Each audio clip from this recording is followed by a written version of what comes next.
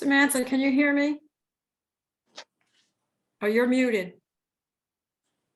I can hear you. I need to know my volume because I'm having problems with my sound. Am I too loud? You're fine. Okay, thank you. Ruby, I don't know if you can hear me, but for some reason I'm having difficult promoting you to a panelist. I don't know what, when I do that on everyone else, they become one. Oh, hold it. Ah, we're in business.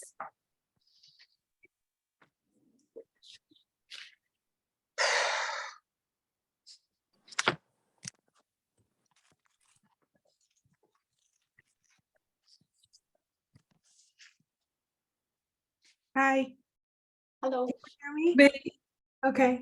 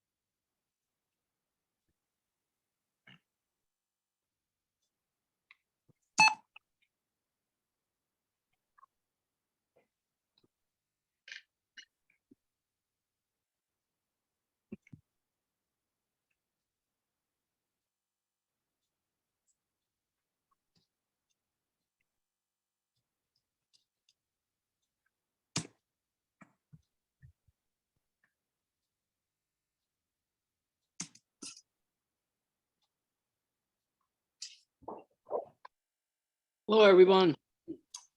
Welcome to 2023 here. Let's see how we're doing here.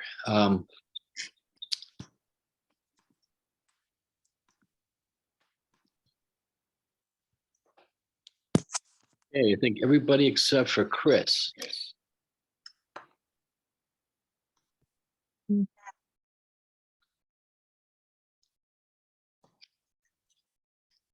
Lauren, long time no see. How are you? Really? Has it been a while? Yeah, no, you were sick Okay. last time. Well, it's fine. Everything's fine. Happy New Year You to as all well. of you. Happy New Year. So we'll just It's wait the a second. Year of the Rabbit. What was that about a rabbit? The It's- year of the rabbit. Oh, the Chinese- year of the rabbit. Yeah. So Ruby, what was last year then? What? What was last year? What was 2022? Last year was the Year of the Tiger. Tiger, okay.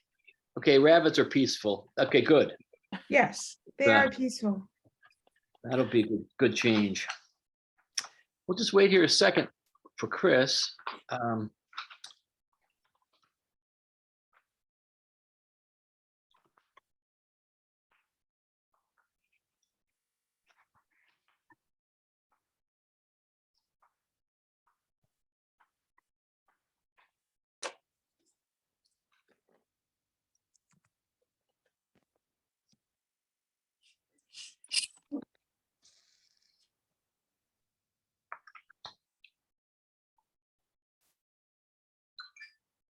Cute.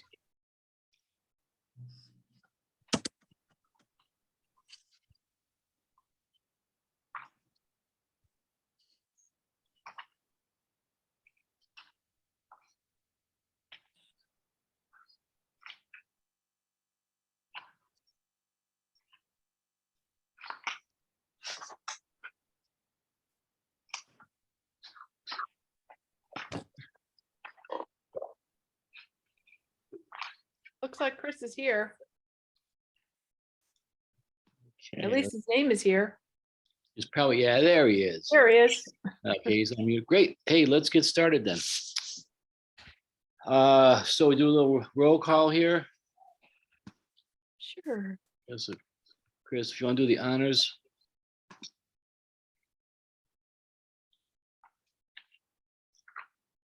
All right. Call roll. Patrick, Yes, here. Carol, Here, Lauren, Here, Ruby, Here, Margaret. Here, Awesome. And myself here. Excellent. We're looking at the December's minutes, which everybody should have. Is there a motion to approve? I move to approve the minutes of December 8th, 2022. Thank you. Is there a second? I Second. second. Yeah, Ruby seconded. Okay, thank you. Discussion.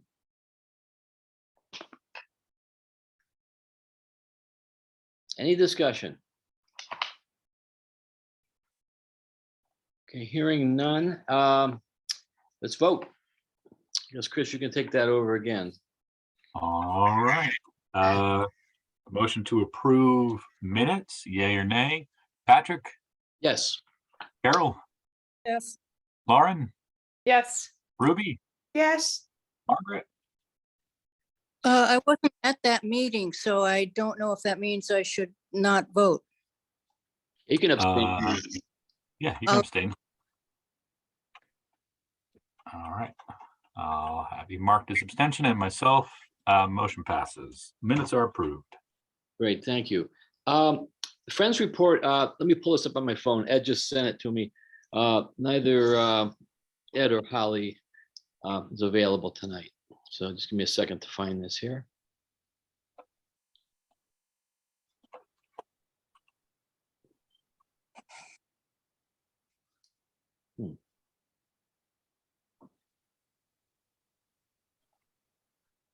It's amazing how many emails come in one day. It's brutal.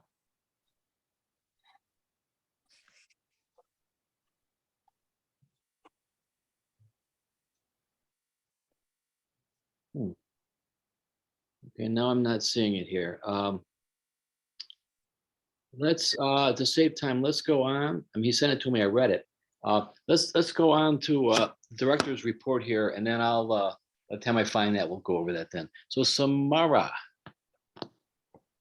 Okay, I'm gonna, hi everyone.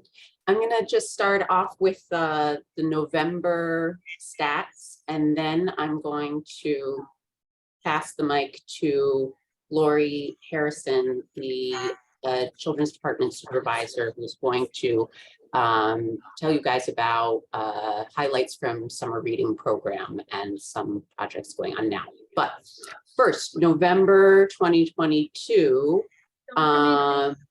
Libby Overdrive. I'm sorry. Confused. If you look on the Thursday, December 8th meeting, we had November 2022 statistics. And this is January, so shouldn't Oh, you be? that's a typo. Thank you, Carol. That's a major Aware typo. of that. I That's just wanted to December. call your attention before you read it off as November. Thank you. Thanks. You're welcome. Just using the template from last month and not changing the month. John, the proofread. So December, last month, 2022, Libby Overdrive, the e-resource saw 1,678 checkouts. Mason's circulation, that's again all check-outable items from all libraries, so also those that came through interlibrary loan, not just the Mason's holdings, saw 7,263 checkouts. Ramsdale, same situation, saw 1,087 checkouts. Mason in-person visitors, this is, I mean, it's a disappointment for me because, not because of the number's 2,908, but it doesn't include the front door. As you'll recall, the front door counter had broken for some time. I got a new one, which now likes to reset itself all the time. It's magnetic, so I think that maybe if someone with a magnet goes through, I don't know who's walking around with magnets, but it's possible it'll reset. So I think I have to get a new one, which is unfortunate because they are not inexpensive, but it's just resetting itself all the time. But that number, the 2,908, is the downstairs door and the side door where the counters do work. And Ramsdale's in-person visitors, which is marked by hand, was 259. Okay, oh, and one major kind of, I don't know, maybe falls into statistics, but a major update that I wanted to just include in this portion was that we just learned that the state aid was granted to the Great Barrington Libraries with an initial award of $8,150.97. And we should receive the initial disbursement sometime this month, probably over the next 2 weeks. And then the next one will happen sometime in late May, probably early April. And this So, is disbursement of what again? I'm sorry. of the state aid State that aid. we get each year. Thank you. Yeah, and this is a result of something that's called the ERIS report, which is a really involved and lengthy report that the Assistant Director Talia Leodori worked very hard on and did an incredible job. And so it's really thanks to her that we have those funds. Does it just go into the general fund, or is it applied to certain line items of the budget? So it's its own bucket, state aid. It is often used to fund programming. A big portion of it is used for the summer reading program and children's department programs. And it is a fund that we need your sign off on. So it's when we pull from it, it's the trustee gives their thumbs up to that. But do you have latitude as to how you use it? In terms of how the state dictates how you can use it. You know, there is, I don't know the details of it. Talia will know. But it's, we kind of historically and primarily have used it for programming, where our line budget is pretty modest, I would say. So it's, it really, yeah, fills in that gap. Tamara, do you have the number from last year? What it would have been, what they gave us last beginning of the year? I don't have the number from last year. And they don't tell us if it's up or down then from last year. They don't know. Right. All right, we should probably check on that because that affects how affects our budgeting, you know, because that's we have less from them.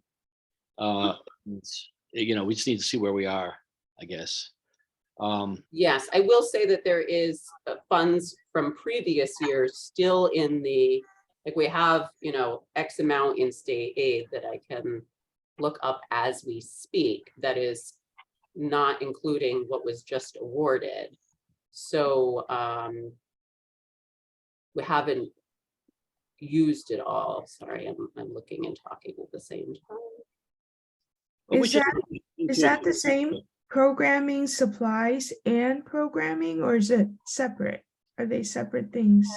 Well, in our budget, we have the programming supplies and then we, you know, pay for the supplies through that. But it's really the programming in terms of, well, the summer reading and also like hiring programmers to come to the library and do a program. That would more come out of state aid, whereas some supplies needed for it would come out of our budget.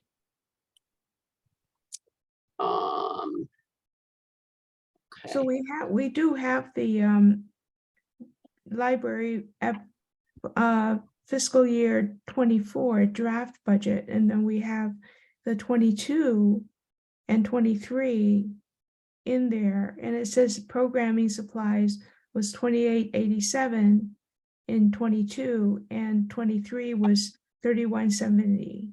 Is that part of that bucket fund?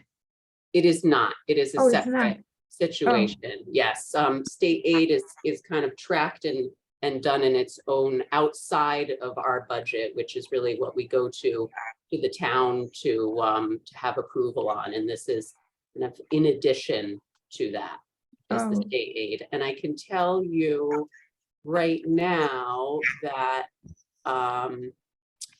we have roughly $27,000 in the state aid bucket account, and then this 8,150 additional coming. So there is money from previous years Oh, good. there. You have any thoughts about programming moving forward besides the children's programming? Is there anything for adults? There is quite a bit of stuff in the works, which a little bit of which I'll talk about tonight, but some more of which I kind of want to just, build a little bit, be a little bit more substantial and actual before, I talk about it. Okay, But in regards to Margaret, this- Margaret, I'm sorry. Okay, Margaret had her hand raised and she was probably because she disappeared from the screen. And I think I've just brought her back. I hope, yes. Phew, sorry about that, Margaret. I just saw that.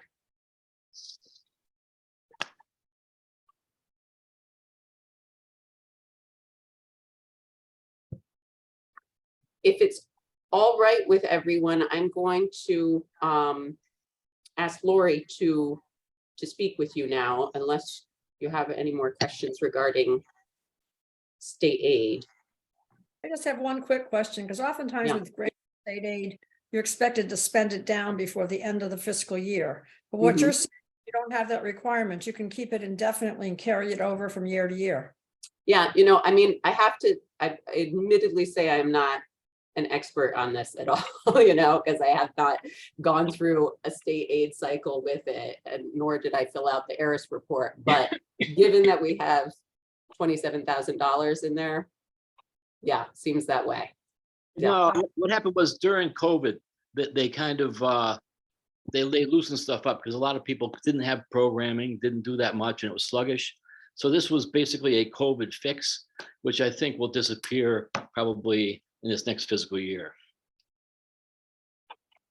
Meaning that it'll have to be all spent within the fiscal year cycle. Well, I don't know how they'll do this with this, but going forward, I would say it creates a little bit of chaos for them because they're giving money, it's not being used. Doesn't look good to the legislators. So the thing is, but it was during COVID, certainly everybody had that problem. There was closures and lack of things in libraries. So I think they did the right thing. Well, so is there a way to use it before it goes away? Yeah, also remember that Amanda left. And so actually a lot of things stopped at that point. There wasn't a lot of movement once that happened. And so that was halfway through the spring. So the thing is, so it's not a problem. A lot of libraries are in the same boat, that they have money they didn't use. But the thing is, it had to have special approval at the government level to let that happen. And I don't see that happening in the future because it means we have too much money if we're not spending it. Mhm. All of us, all the libraries. Maybe we should give it to New York City, where he wants to close libraries, or back off on hours and staffing. Has anybody been keeping ahead of that? The mayor of New No. York City wants to cut back on libraries. I haven't been reading about that. Yeah, the librarians are not happy. No. I bet not. I bet the community isn't either. So Samara, so you said Lori's going to speak to us? Yes, I'm going to.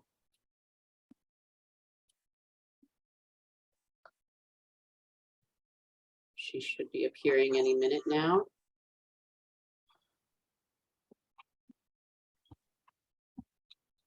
I hope.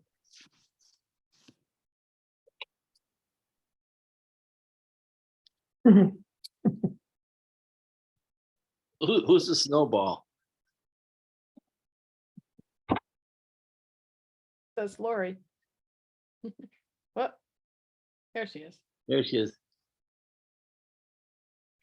And I'm unmuted finally too. Hey, Lori. Hi, y'all. Happy New Year. Happy New Year to you all too. Lori, I have the option of making you a co-host, which then make it possible for you to share your screen. So I'm just gonna give that a shot if that's all right. Possible, sure. Believe it or not, I'm prepping right now for Valentine's Day crafting. We're going to be doing Valentine's Day crafting upstairs as well as downstairs, so.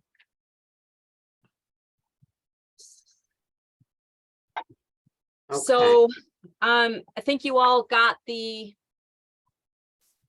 summary report that I put out. I do that once a year. And if anyone has any questions on anything specifically about that, about either programming, incentives, our partner collaborations, comparing numbers from past years, I'd be happy to talk about that. I do know that we definitely had increased attendance. The data shows it. And it was just really nice to be able to welcome people back who we haven't seen in 2+ years. So we've been seeing increased attendance, but sometimes those numbers reflect brand new people into our community. And we still hadn't seen the patrons that we had regularly before, but they are coming back. So that's good.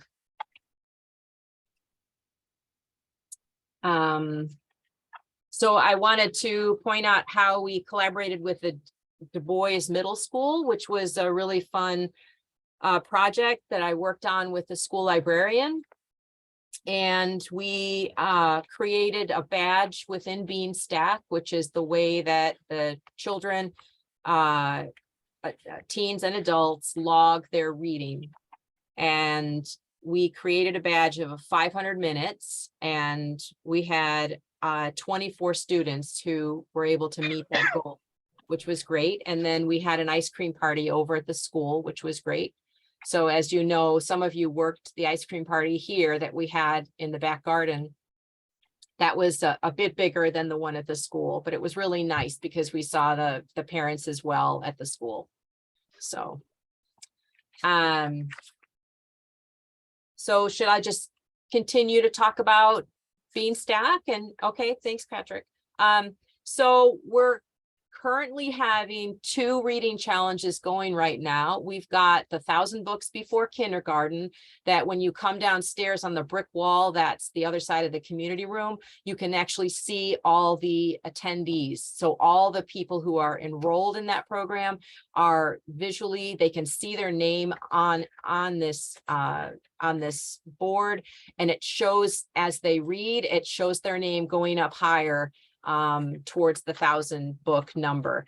And we currently have 93 people registered, and they've so far read since last April 9,275 books, which is pretty amazing.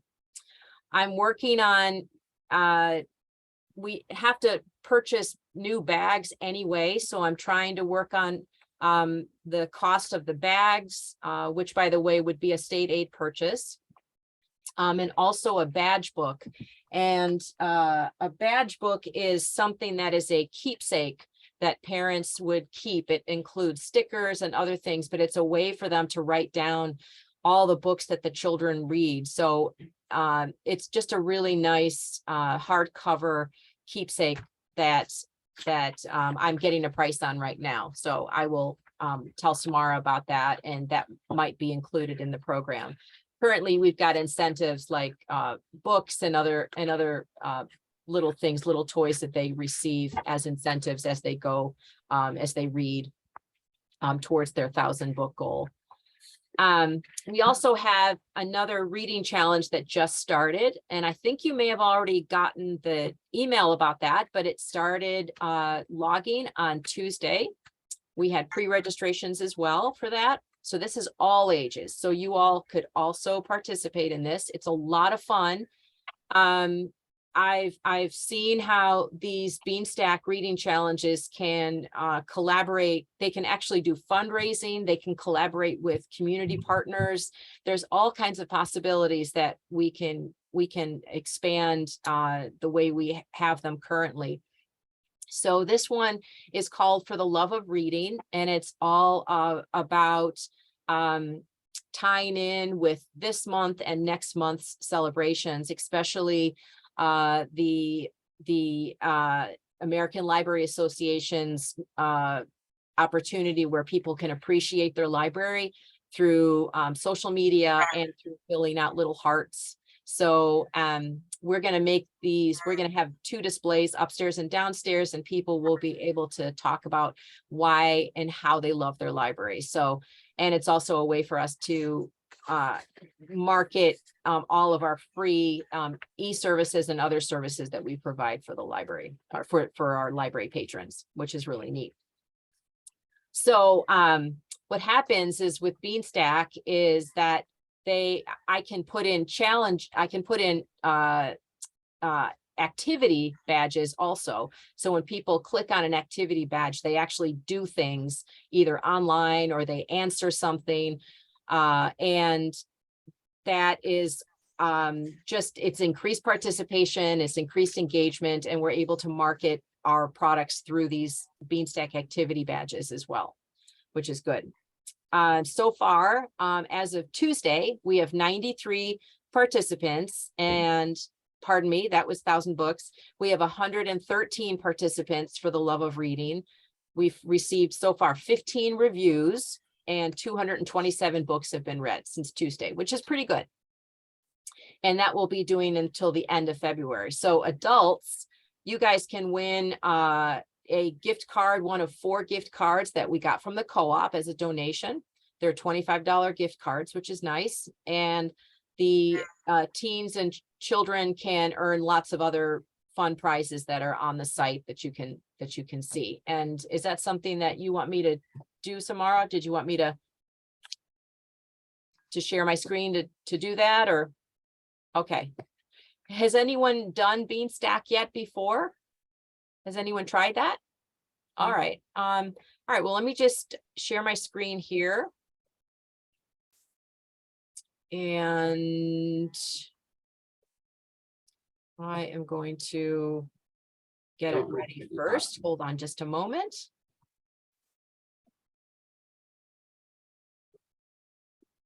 Trustees.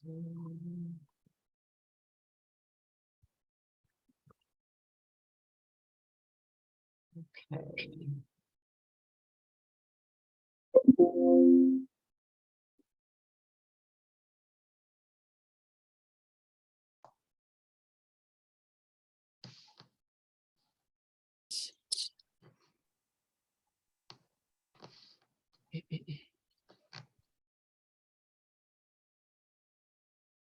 There we go. All right, so the screen that you're looking at is the way it looks, of course, on a computer, which is different than on an app.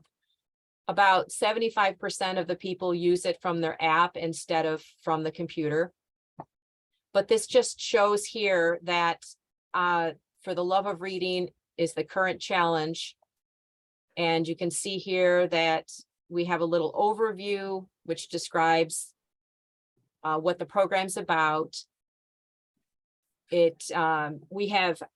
can't tell you how many people who come in, whether they're teens or whether they're young children doing the 1,000 books before kindergarten. The reading challenges do work as incentive to read more books, and it's very exciting. So, and I think we see, I don't have data on this, but I believe with children looking to the library to get more reading material, they're able to do that. They're able to come in more often because they're doing this reading challenge. So here's an example of just some of the badges that are available, the ticket drawings for children. I got a gift certificate from Cove Bowling and some other things, and each one of these is celebrating a celebration day within January or February. So this is celebrating International Lego Day. So it just adds fun to it. We also have the Mahawi. They gave us 4 passes to go to the Mahawi's movie, the Studio Ghibli or Hayao Miyazaki, their favorites here in Great Barrington. So that's going to be a really nice movie to see. and you can just see various things for all different ages. So does anyone have any questions about this? It looks great. It's fun. I also wanted to show that we have recommendations. So I can put in our events. So these are some events that are coming up. And the book lists that are here, this is based on the age of the person who's logged in. And right now I'm logged in as an adult. So that's why I've got these adult reading suggestions coming in. So you can see like this, they can get a reading suggestion. And what happens when you click on it, Beanstack has it go right to our catalog, and they can order themselves a copy, which is really nice. So if no one else has any questions, I can go ahead and stop this sharing.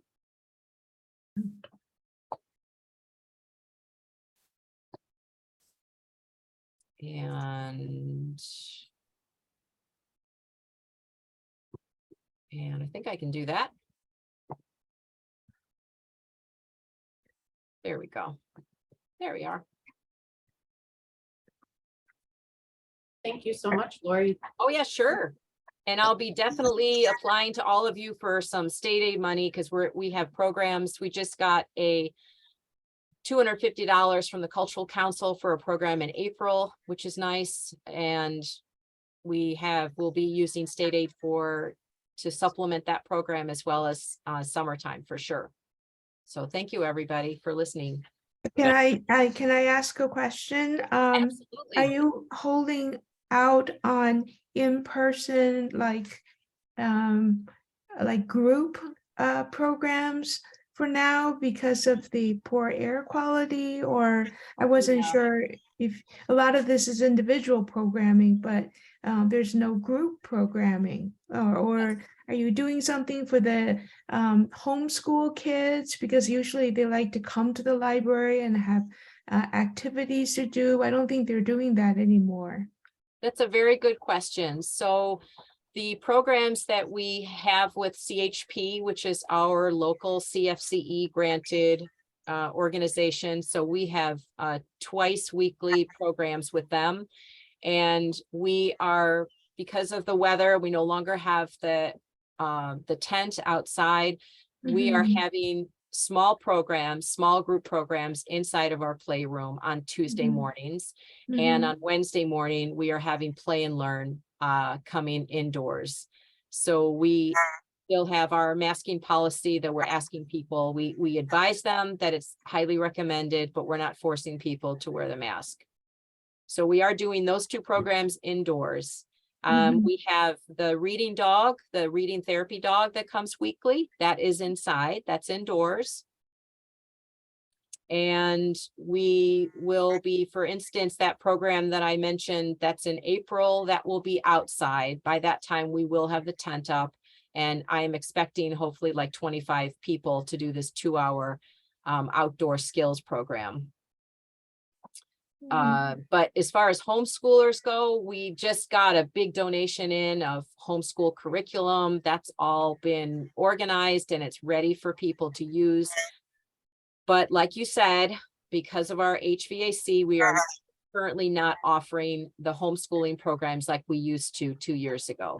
So 2019 was the last, 2019 March. We were having, we had 2 or 3 programs going on at that time, and we had to cancel everything. So we had pottery and we had a chemistry program. So we are not doing that until things are fixed, which is mid-June. So something to look forward to. Okay. And so most of the trustees probably don't know this, but and I've mentioned it to you before, Lori, but at the state level, with library commissioners, they're very aware of what goes on out in our state, in our Commonwealth. And I was told that Lori's program is in the top percentile in the state. Library programs for children. So I mean, I would say Right. might be thought on a Thank you. person, but that's a serious, that's serious. We have a big Well, state. thank you, Patrick. Yeah, serious It state. helps bring the people in. It absolutely does help. It makes for some really loyal loyal customers. So we like that. And then they grow up and hopefully become informed citizens, use the library and so forth. And the other thing I might add is, this seems like a long time ago, but at the end, at the conclusion, the big event there on Saturday with the ice cream and everything that Lori has is, it's actually worth, Ruby was there last year and I was there. But Yeah. it's worth going to, because you see these kids and it's their first, they're having such a positive experience with the library. You know, they're excited. I mean, you have to really see it to believe it, but it's really cool. And I'm sure most of those kids won't forget that in their entire lives. So again, thank you for that too. Yeah, absolutely. Right. Okay, See you, so Lori. I say sayonara. Thank you. All right. Okay, thank you, everybody. Thanks, Lori. Bye, thank you. Thank you. Thanks. And Samara, do you get rid of me or? I'm gonna remove your co-host permissions and then I think you just. sign Okay, off. all right. Okay, Okay. bye. Bye, everyone. Bye. Hey, Laurie. And I found the Friends report here. So let me just jump in with that. This is from Ed earlier today. He said the library book sale continues, but they're much slower than previous years. That could be due to fewer tables. Previously, there was 4 6-foot tables that has been reduced to 1 6-foot and 1 4-foot table. Oh boy, hang on a second here. Just lost this. Currently, the sale is a children's sale. The plan is to change the theme of the sale each month. Starting Valentine's Day, it will be fiction. And finally, the Adirondack chairs were very popular last spring and summer. I think we can say that's true with both libraries too. He said, we would love suggestions for additions to the outdoor furniture, for any other additions that you can think of that will make the outside of the libraries a gathering spot. And that's from Ed and Holly. So that's the conclusion of the Friends report. Samara, did we have, where are we? There was, now the book display, you want to take over now again? Sure. I wanted to give everyone an update on our new book display process. So each month we have a different book display where we feature different books, and the new process is that it's no one person's responsibility to come up with the book display theme and collect all of the books and materials that will appear in it. Rather, it's each month we look to the forthcoming month, and someone pitches an idea and volunteers to be the book display manager.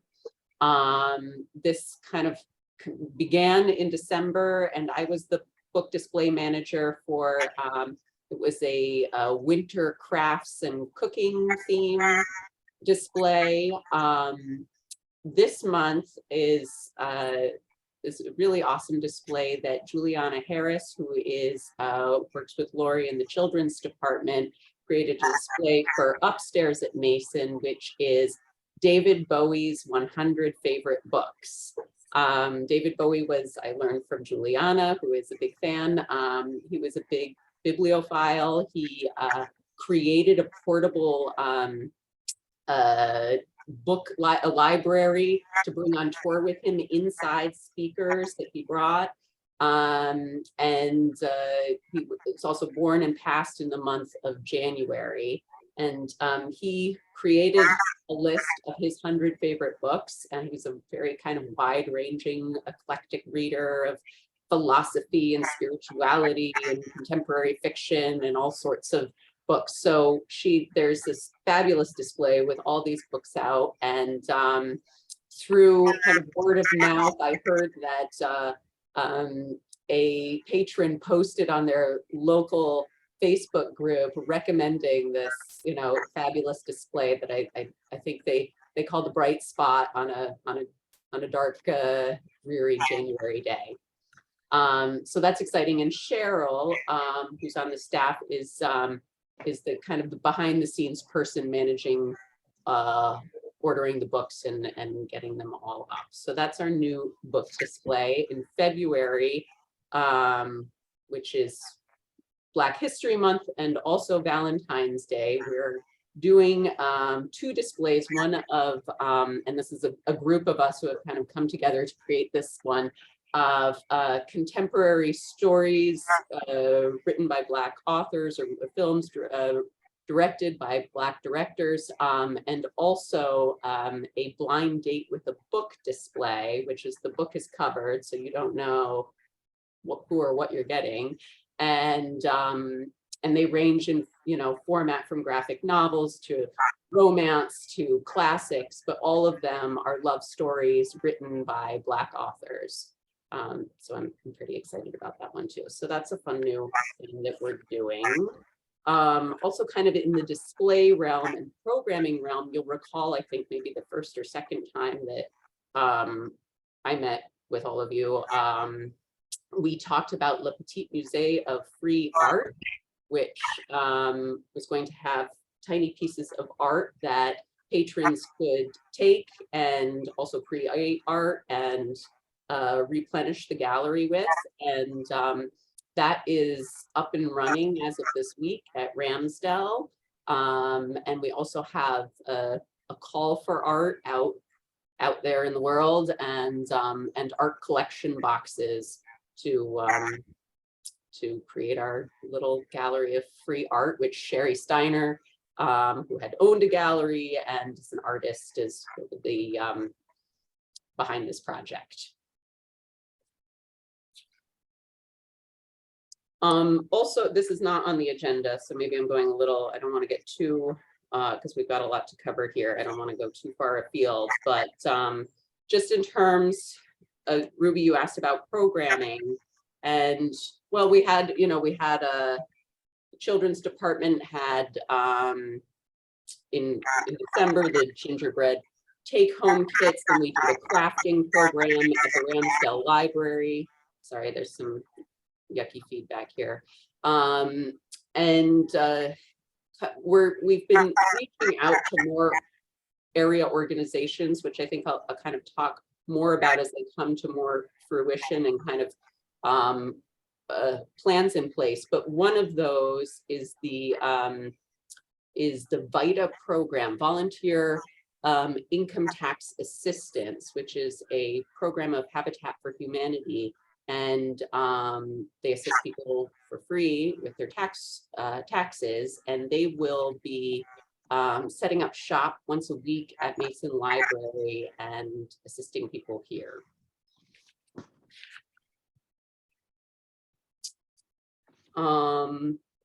Okay, if you're ready, unless anyone has any questions, I thought maybe we could start talking about the FY24 budget. I just wanted to mention one thing. Yeah. And that is that it is also W.E.B. Du Bois's birthday in February on the 23rd.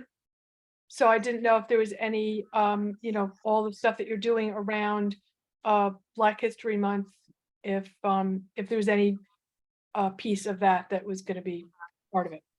Well, there is a kind of a standing collection of books that includes his books and has his Black History section, and is primarily W.E.B. Du Bois books. I found just tidbit that this spurred, which was that W.E.B. Du Bois wrote a romance novel.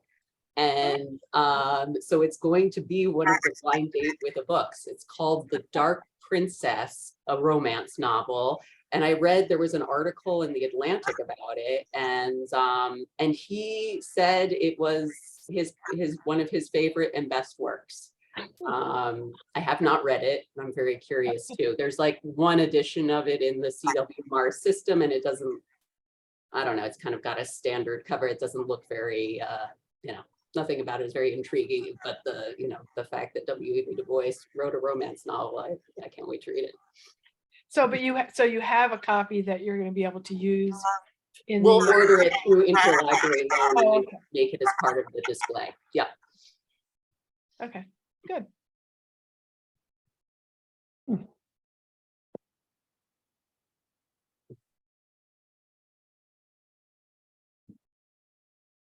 So I think, Marcy, the draft budget.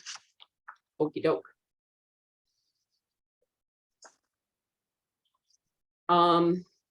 Okay, I guess as a preamble, I just kind of want to talk about some broad stroke things here, which will maybe just help the discussion a little too. As you'll see, while there have definitely been shifts in the budget, I would say that the bottom line, the big number at the bottom is essentially the same as last year. This is intentional. This is a union contract negotiation year. I will be going to my, I don't know, 10th union contract negotiation meeting next week, I believe. And in part of that is salaries. And so I really wanted the increase in our budget, which is because, first of all, salaries is not included here because that negotiation process is still happening. So it can't be encompassed in this budget. But what I really want as this budget goes through its many approval processes, eventually coming to the town meeting, is I want the increase here to the ask to be the salaries. That was really my focus and important, I think. And I think next year I'd like to go to bat for some other things. But I really wanted the focus on the increase here to be on the salaries, just to emphasize how important that is. So previously, books and subscriptions was one line item. In the draft budget that I shared with you, it's two. Now we have books and ebooks, and we have subscriptions. Subscriptions are set costs, so they're kind of much easier to track because we know what's going to happen. And I also, in kind of inheriting a budget that I didn't fully understand, in some kind of, as it progressed through, this is also a reorganization of it that that Talia and I worked on together that kind of makes it more process smooth for us, I guess. Okay, we did do a little trimming in the books and ebooks and in the non-print categories, really in audiobooks. And I don't mean e-audiobooks, I mean like, books on CD, in DVDs and in large print.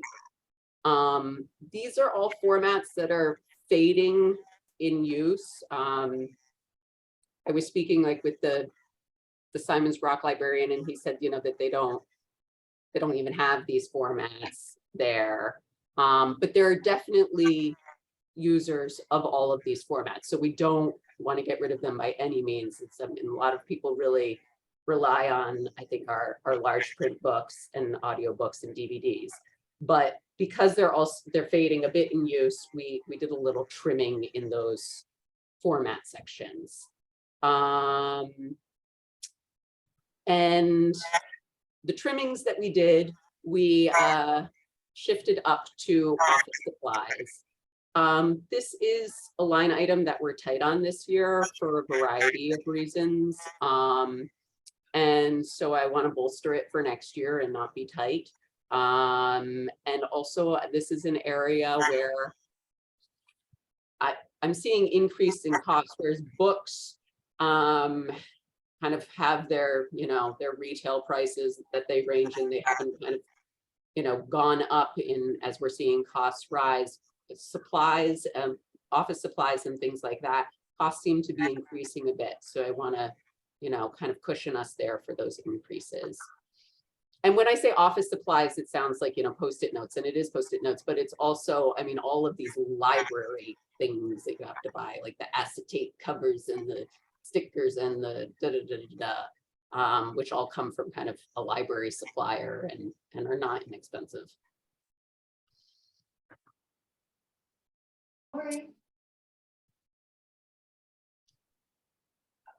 Sorry, I'm sure you probably worked this out, but usually what happens is they come back and at the last minute, then they're looking for 10% across the board, diminishing of the budget. And so there's no fat on here right now. I mean, is it better to have fat on there and let them say, hey, you gotta take some of this stuff off? Because that's what they do. So if there's no fat, we're gonna be in trouble. Well, a few things to that end, I guess, is they also know that it is the same as last year. My understanding is that the town coffers, or I don't know, I sound like I'm in like a Dickens movie, or book, are full. It's not a tight year. It's not a lean year, as I understand. Third of all, I would have frankly loved, and I think protocol wise, have loved to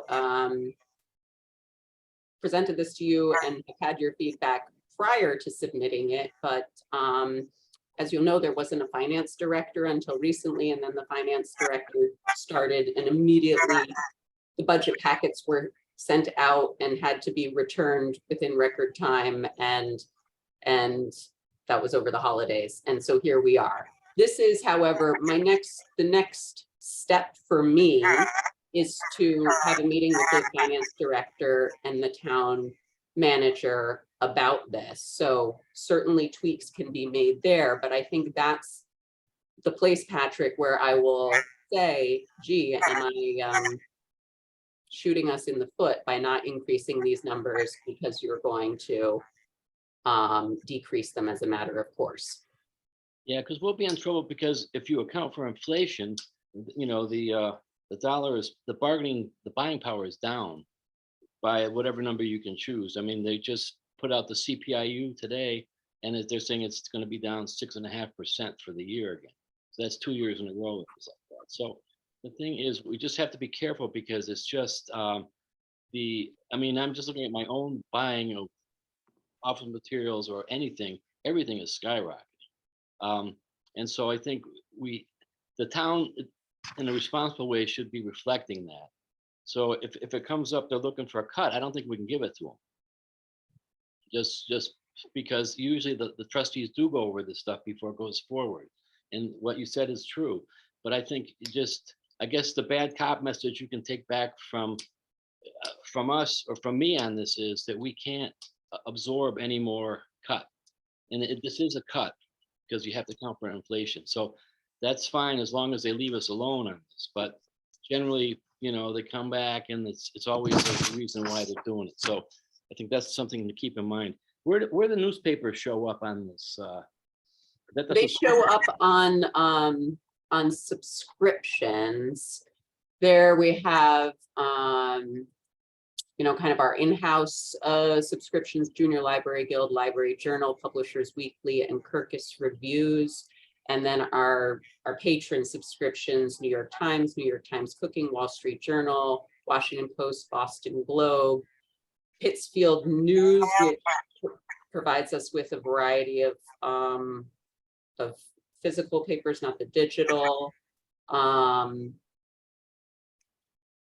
Scholastic book. Well, I won't list them all, but those are where all our subscriptions Where are. would like subscriptions, like licenses for the computers and internet, where does that show up? Is that here too?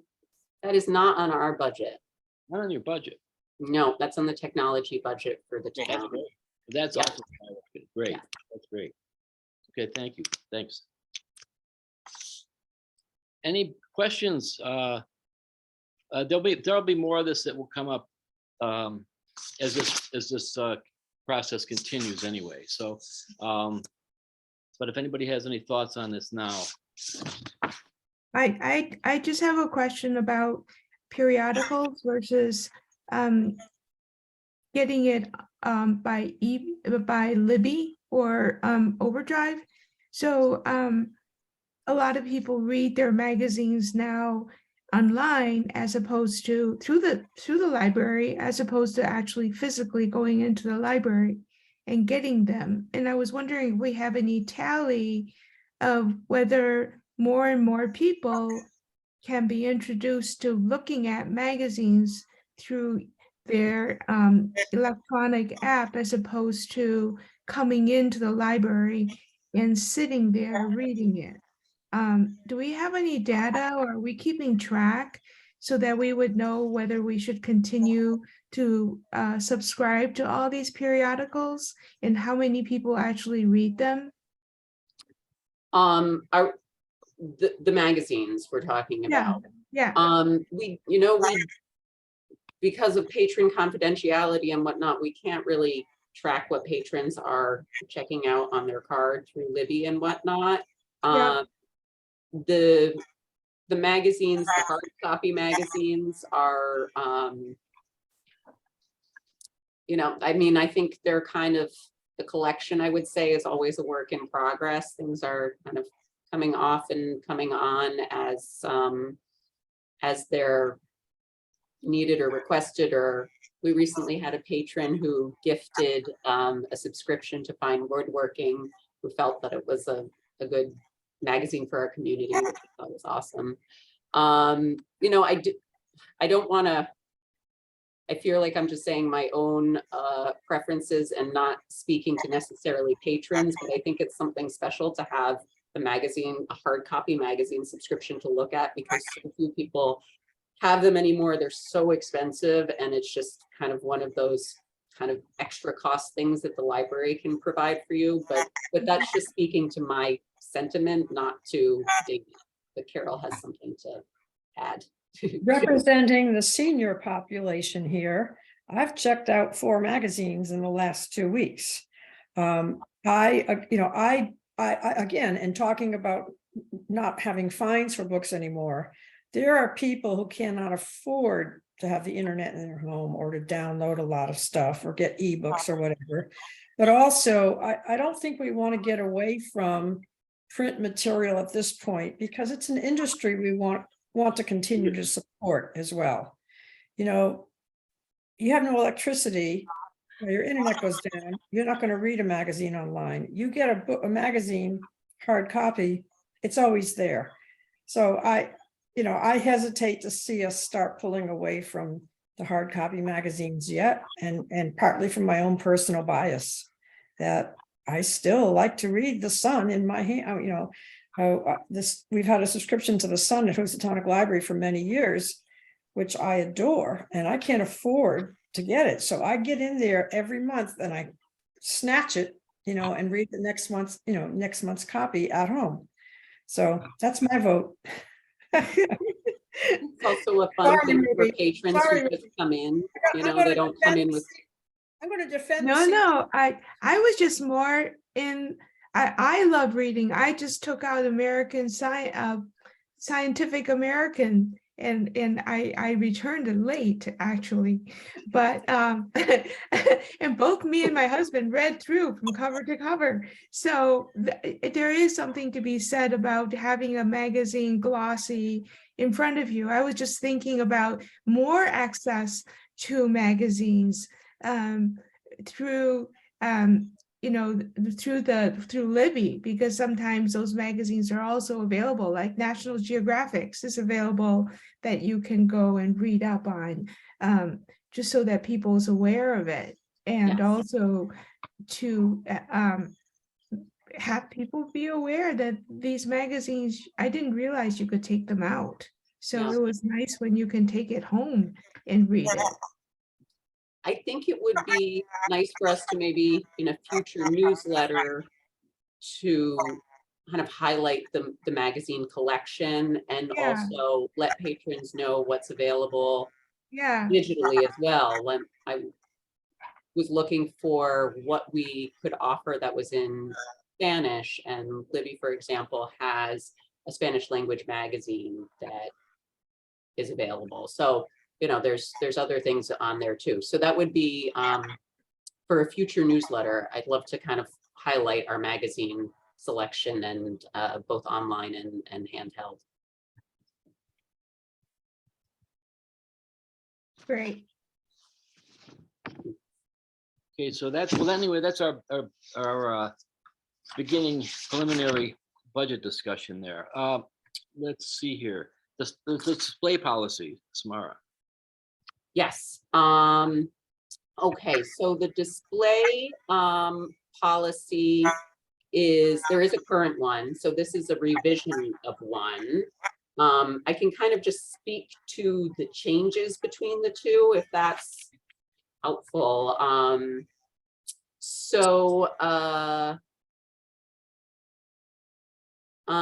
the some items that were removed.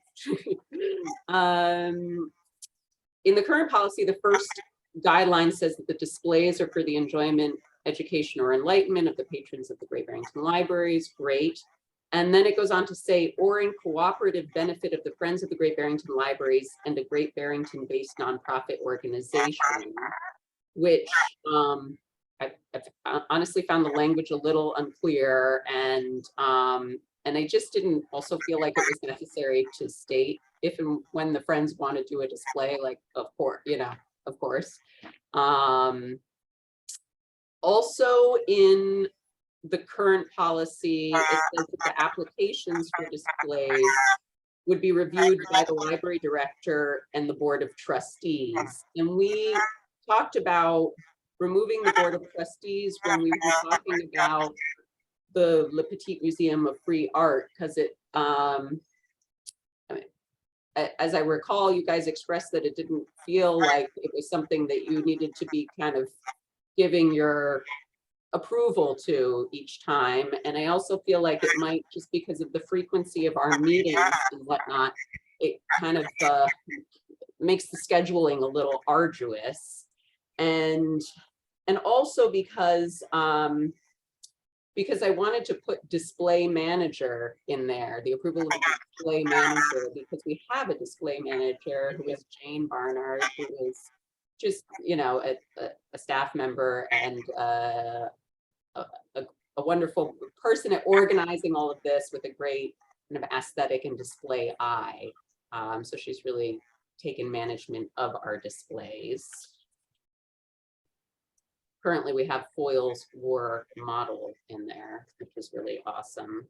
I was just in touch with, I know Jane has some possibilities lined up.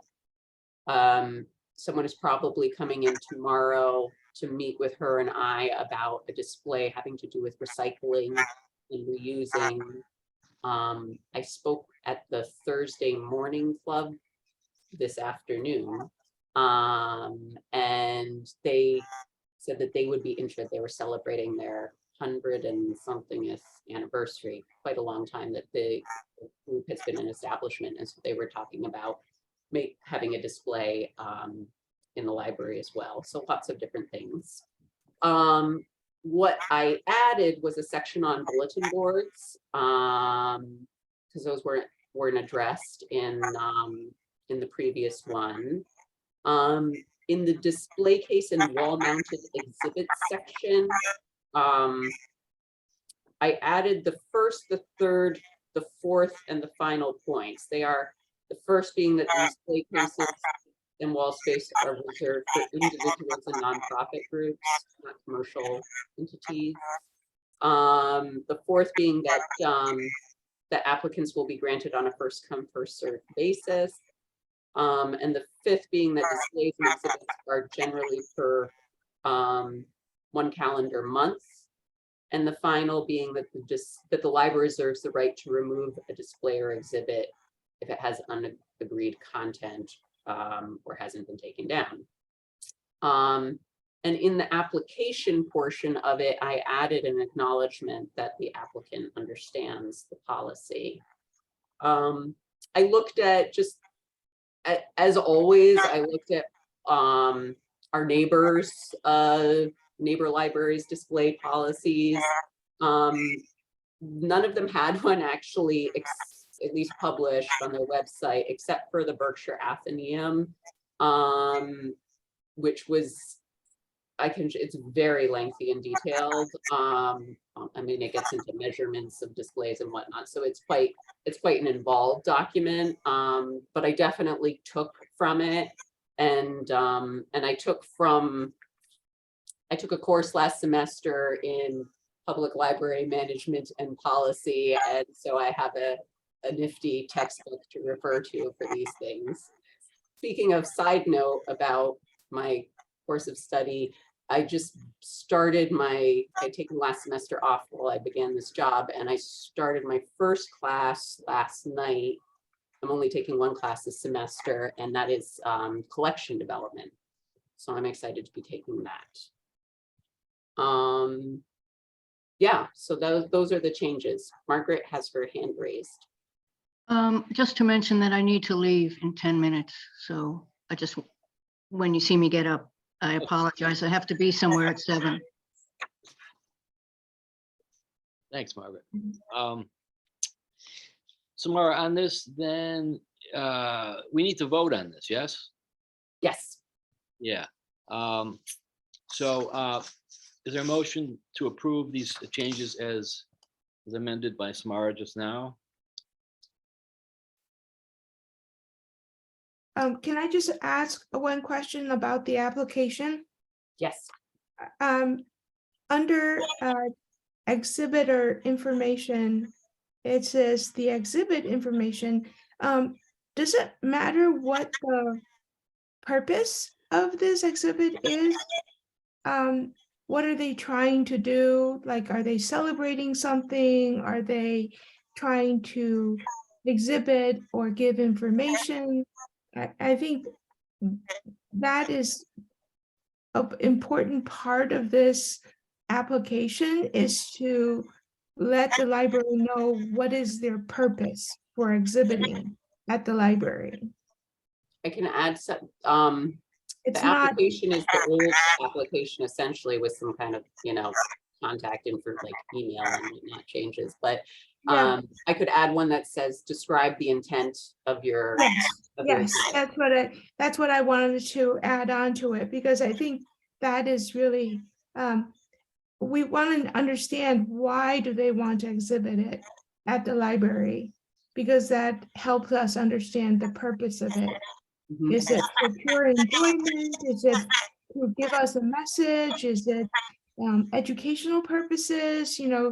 I think that would be really helpful for us to know, how to understand this. Does that make sense? Absolutely, I support that. That's a Okay. great idea, Ruby. Okay, so that was the only thing I wanted to add. Otherwise, I approve of it. Speaking as an artist, I hate those questions because you're asking me to state the purpose of the art, and that's up to the audience. Is this more to find out if there's a nefarious or is there I guess I don't understand why we would ask that, what the purpose. That's a good question. Yeah, because a lot of times art is very objective or subjective or whatever. And if there's really values are different, it's really more like, why are you doing it now? Is it you're accumulating 10 years worth of work that you want to accumulate and share? Is it just you periodically want to do this? I mean, I guess I would say then maybe you would want to include, Lauren, maybe does this fit if you ask just for an artist statement that typically covers? Yes, a statement, I wouldn't use purpose. I would just use the history. I like to know why this is being done at this time. Does that make sense? So that why is the library an important venue? Are you trying to reach a Yes. general population? Yes. Exhibit in many different places. So I agree with you that since the library is offering this, how does a library exhibit add value to the person's exhibit? Yes. Yeah. Or, that's what I like to know, because I like to know, why are you doing this at this time? It helps me understand what's the incentive for doing that, or what was the motivation for doing something like that. It just helps people to appreciate it better. Well, any museum or substantial library has a very formal exhibition proposal process. The question is whether the small public library is not going that way, which may be overkill. But there are Mhm. parts of it that are just standard when you're proposing a display. Yeah, I don't know. I just feel like I'm always curious as to why people display something. What is it? Is it a celebration of something? Is it, you know, it's you're using a public space and you're subjecting people who come to the library to look at something. So we need to know why. Why is this done? Well, you have to be careful because it's a public library and raises all kinds of questions about discriminating about what can or cannot be displayed, but No, it has nothing to do with whether you can or not. It's just like the underlying value of displaying. Yeah, we just well, you want can see how it becomes a difficult area. Mhm. Yeah, it's not, I don't know. I don't know what is displays at the library.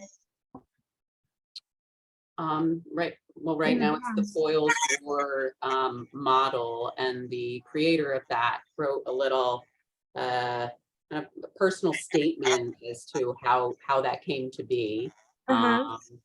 which is indeed fun to read, and to hear the background about. The person who's coming in tomorrow, for example, told me about a display that they did here in 2006. I didn't know about it, but it was before the plastic bag ban, and so it was a display in which the display case was apparently stuffed with a bazillion plastic bags as artistic protest statement, thought-provoking about the use of plastic. I'm just, this was just one line in an email that I'm telling you about, so I don't really know what it was. But I guess these are just different. I've spoke, again, the Thursday Morning Club, which is I don't know, an organization that's been around in America for almost 200 years, I guess, or 150 years. They're celebrating a major anniversary, and so they wanted to have a display of memorabilia and photographs and whatnot that would be showing the history of their club. So I think that, it really can be anywhere from fine art. I'm talking to a friend who I'd like to do a pottery exhibit that shows like different glazing methods and how they affect the pottery. So they can really be a wide variety, I think. Mhm. Ruby, I think in the proposal, it does say the exhibitor must supply the libraries with biographical information and a description of the display or exhibit for use in library publications. Would that satisfy your request? Where is it? In the document itself, on the fourth page of the report. The heading is bulletin boards, display cases, and wall-mounted exhibits. And if you go to the second page, the fourth paragraph Yeah. down. Biographical information, description of the display for use for a library publication. So that's kind of like what I'm saying is in the application, there should be a line that states description or,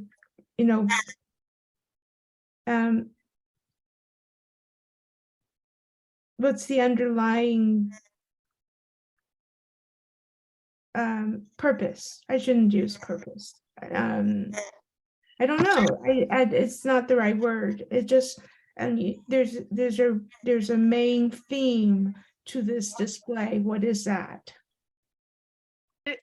Is It seems to me like that is all covered already in the application process. I mean, and some people choose to write a statement as well, which they're not really being asked to do. They're going beyond what they're being asked. Well, So, in the application, all it has is title, subject, medium, display case or mounted, number of pieces, and preferred dates. That's all that's in the application itself. So you suggesting that because it says that you must provide biographical information, a description, a display, or exhibit, that should be noted on the application as an addendum or attachment to the application? That it's Yes, more, so you want it to be more specifically spelled out on this one-page application for use because of, there's no, right, there's no place to spell that out. it's easy to miss that when you're looking at that if it's not on the application itself. Right, Okay. right. Okay.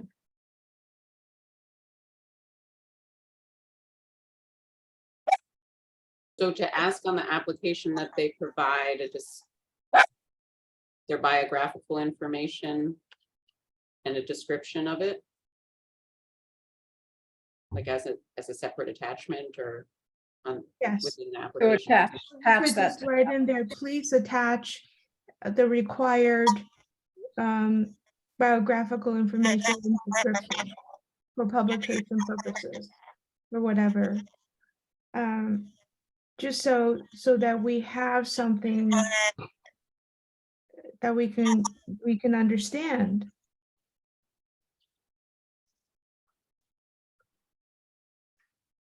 Because the Um, actual application doesn't have any place to say that. Right? Thank you. Sorry, Ruby, excuse me a second. Thank you, Margaret. We'll fill you in on these things that we haven't finished yet. Thanks. I guess my only, that description and biographical information mentioned in the thing is kind of comes after your application has been submitted and we said, great, you got the month of March and provide us with this stuff. So when we'll, while it's awesome for the library to provide a place and space for people to display their work, it's also awesome of people to do that. And I guess through the application process, I don't want it to be too much in a way, that they have to provide like this whole statement of and biographical information at the application point. I don't know. I mean, maybe I'm wrong, but I guess I'd like that part to be a little bit more easy, and maybe that they could just say subject of the exhibit or something that was more a sentence rather than a whole paragraph. That I feel like it might deter some people, but maybe I'm wrong. And I I don't think know. we just table this till next month because we have so many more things to cover here. Oh, And sorry. Well, Can that's okay. can I just say one quick thing? Sure. And that's that, I think that the idea of some brief biographical information is a really good idea to have on the application process. I don't think a full statement is necessary, like you said, Samara, that could come later. But listening to the conversation now, some intent or reason why someone wants to display, I don't think is asking very much. And I don't think it would be a deterrent, but I just want Something to. as simple as, why do you want to display this at the library? Is that what you're referring to? Yeah, that's. Yeah, I mean, all I'm it not is. saying that specifically about the library. I'm just saying, when you're filling out this thing, I mean, all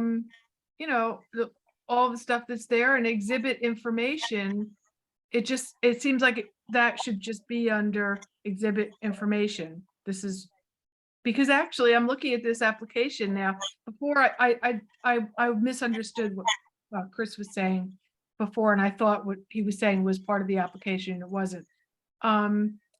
It really is.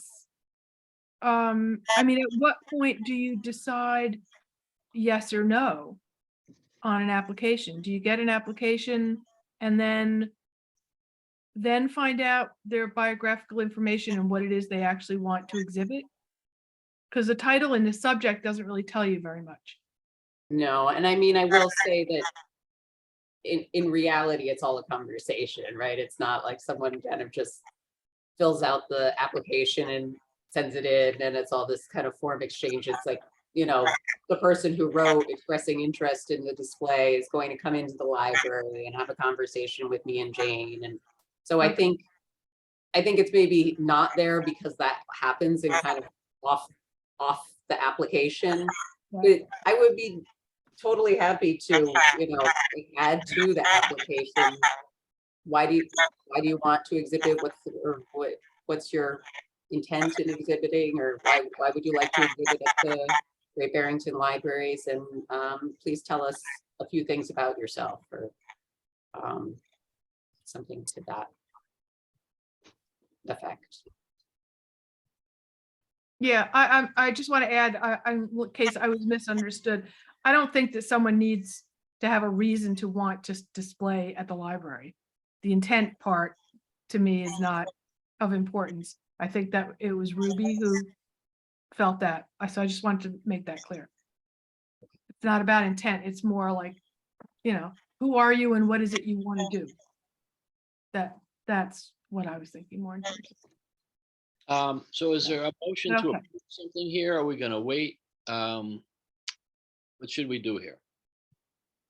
Thoughts? Isn't the current policy that the library director can approve up or down however at this moment? So we're not in a rush. Yeah, we're not. Yes, and I agree. Yeah, let's talk, let's go back through this next month too, so we've got some just time sensitive things. So let me move on for a second here. There's a library legislative breakfast. It's at, and the deadline is tomorrow. That's why we've got to push here on this. It's at Simon's Rock on February 27th, which is a Friday. It's from 8 a.m. to 9:30 p.m. These things tend to, they start right at 8 and they're done right at 9:30. Usually there'll be some, Smitty is usually there. When Adam Hines was in, he was at these things. The staff from Boston come in. These are important breakfasts. I've been at most of them, and most of them have been far. I was in a snowstorm driving to Williamstown one morning, which was a drag. So we're lucky this is really close.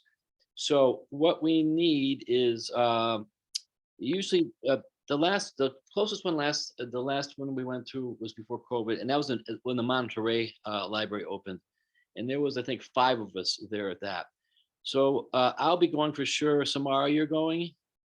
I'm going, and a few, well, I invited all this, extended the invitation to all the staff, and with a deadline of tomorrow, of course. And I've heard back from 3 other staff members who will be going. I may hear back from more tomorrow. Okay, so you think Yeah, and I'll go. I went to that one in Monterey. That was good. that was good, right? Yeah, I'll go. So if we could have, like, I'm going, if we have, if Lauren's going, even just one more trustee would be great. Happy to go, but how do you sign up? Well, Samara, usually you're the one that kind of is the go-between on this stuff. Sure. So, I need to just know the names and all RSVP for, so Yeah. Lauren, Mm-hmm. Carol, I think Ruby, Ruby, raise your hand. yeah, and then myself. And then what I'm not sure of is where we have to donate, up to like $25 or whatever. That was coming out of, I'm not sure which budget, frankly. And the thing is, we pretty much, it's been pre-COVID, so actually show up. The last one might have been 2019, I'm not sure. I'm sorry, that was a bit. You broke up, Patrick. Yeah, I'm not sure which budget this comes out of. So nobody's paying for it personally. But the last one must have been in 2020. So I don't know if there's any way you can check on the budgets and see what account that came out of. I don't think it can be state aid. Yeah, and I don't know that it can be. We can't really write checks here, we submit invoices that are paid. We don't have, so I'm not entirely sure, like whenever we need a check, we ask Ed to write one. Oh, really? But yeah, so I will see if anybody knows where this has been paid for in the past. Maybe it could be the Friends then. It might have been. So I also don't think we had an attendance of this size in previous years with night.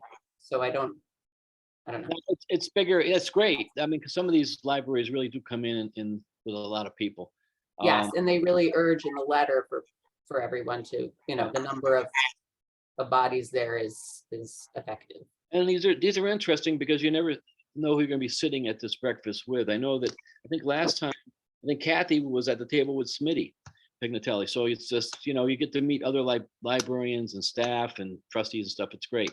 So I'm Can gonna- can you send us a confirmation email and where where at Simon's Rock to go?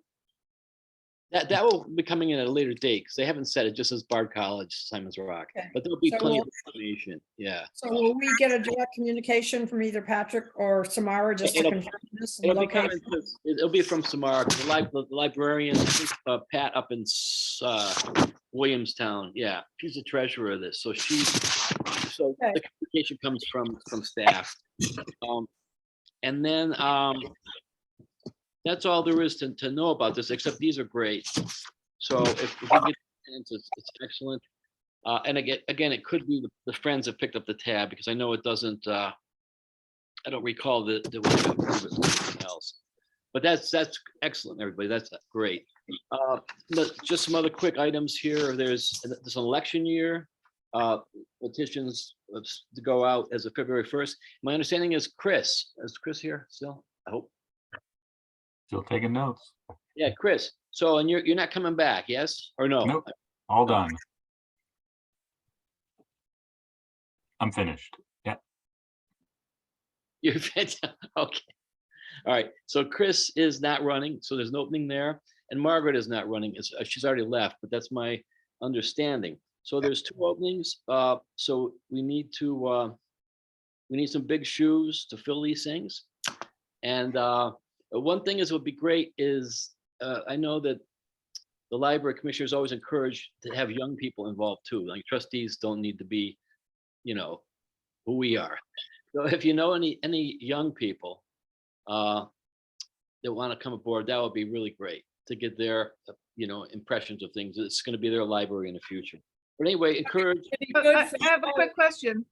Yeah. Oh, what the terms, Margaret's term and Chris's term, what are the durations? They're regular terms. Hmm? Regular. Both 2? 3. Wait, Both 3-year terms? Okay. 2, 3 And Patrick, Laurie, in the children's library, that'd be a great way to kind of publicize this so that maybe a parent, if they can possibly find the time, it'd be great to have a parent of younger children represented too, because we don't have their voices on the board other than, I don't think any of us. No, absolutely. Samara. So So maybe Laurie probably could do a little, recruiting, yeah. rooting there.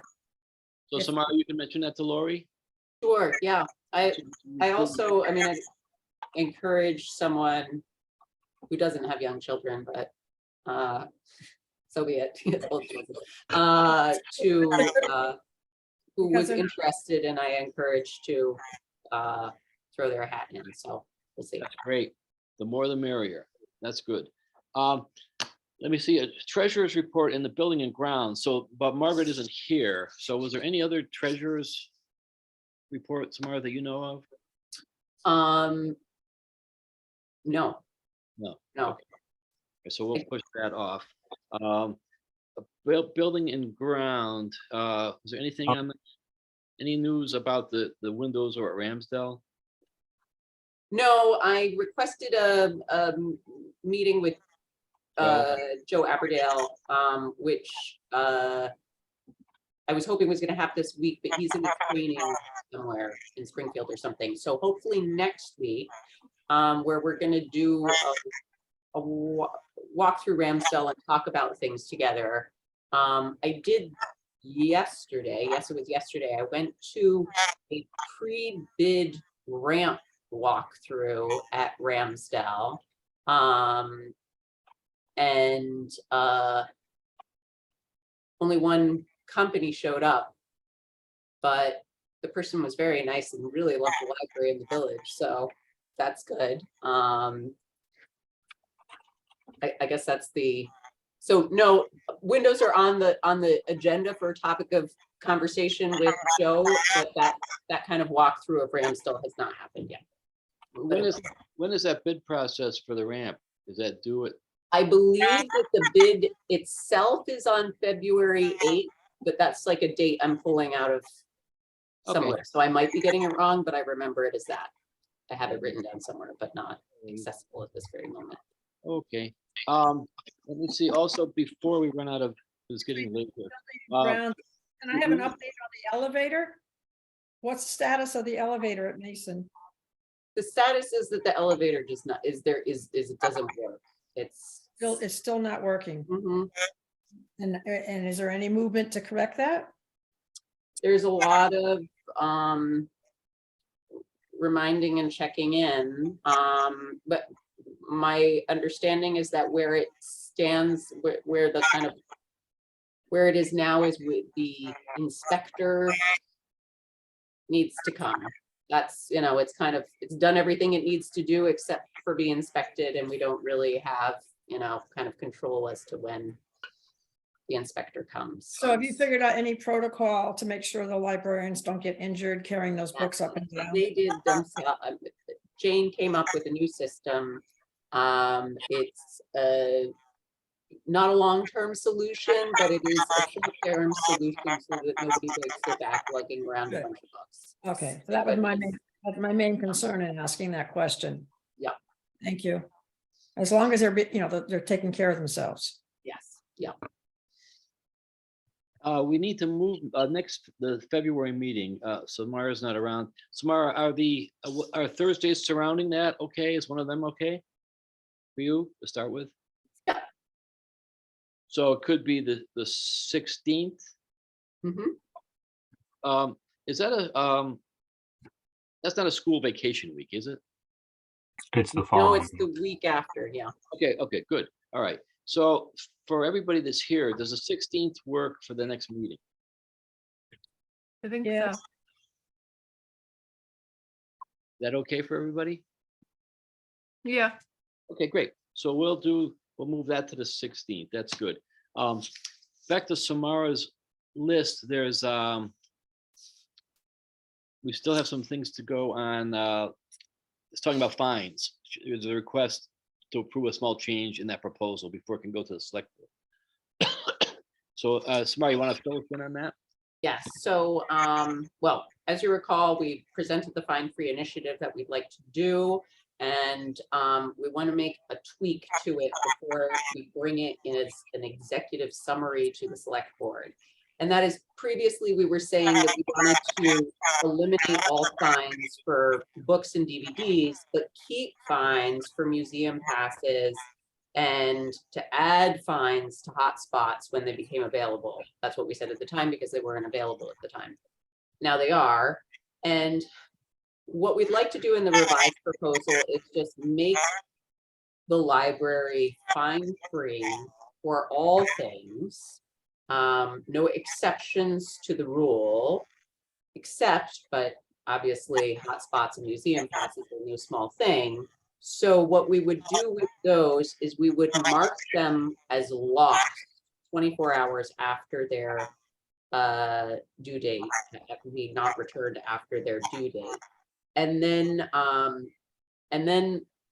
instead of a fine, you have a lost fee on there, which is the cost of the actual object or the actual thing. Then if the person was to, and also the borrower is suspended from using their card and borrowing more things.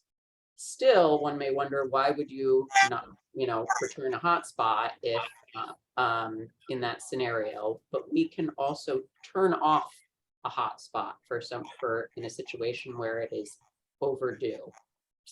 So it's like a useless object, and then person returns it, the lost fee is taken off their account, and the hotspot is back in business.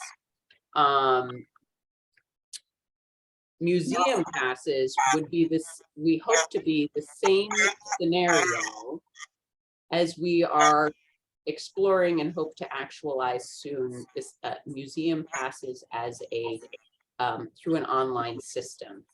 I can't remember what it's called right now, but it's on it's on the topic for a meeting tomorrow with staff. And that too would be able to make a museum pass event like kind of dissolve almost when it's no longer valid when it's late. So there's no reason to want to keep it and lose your borrowing privileges.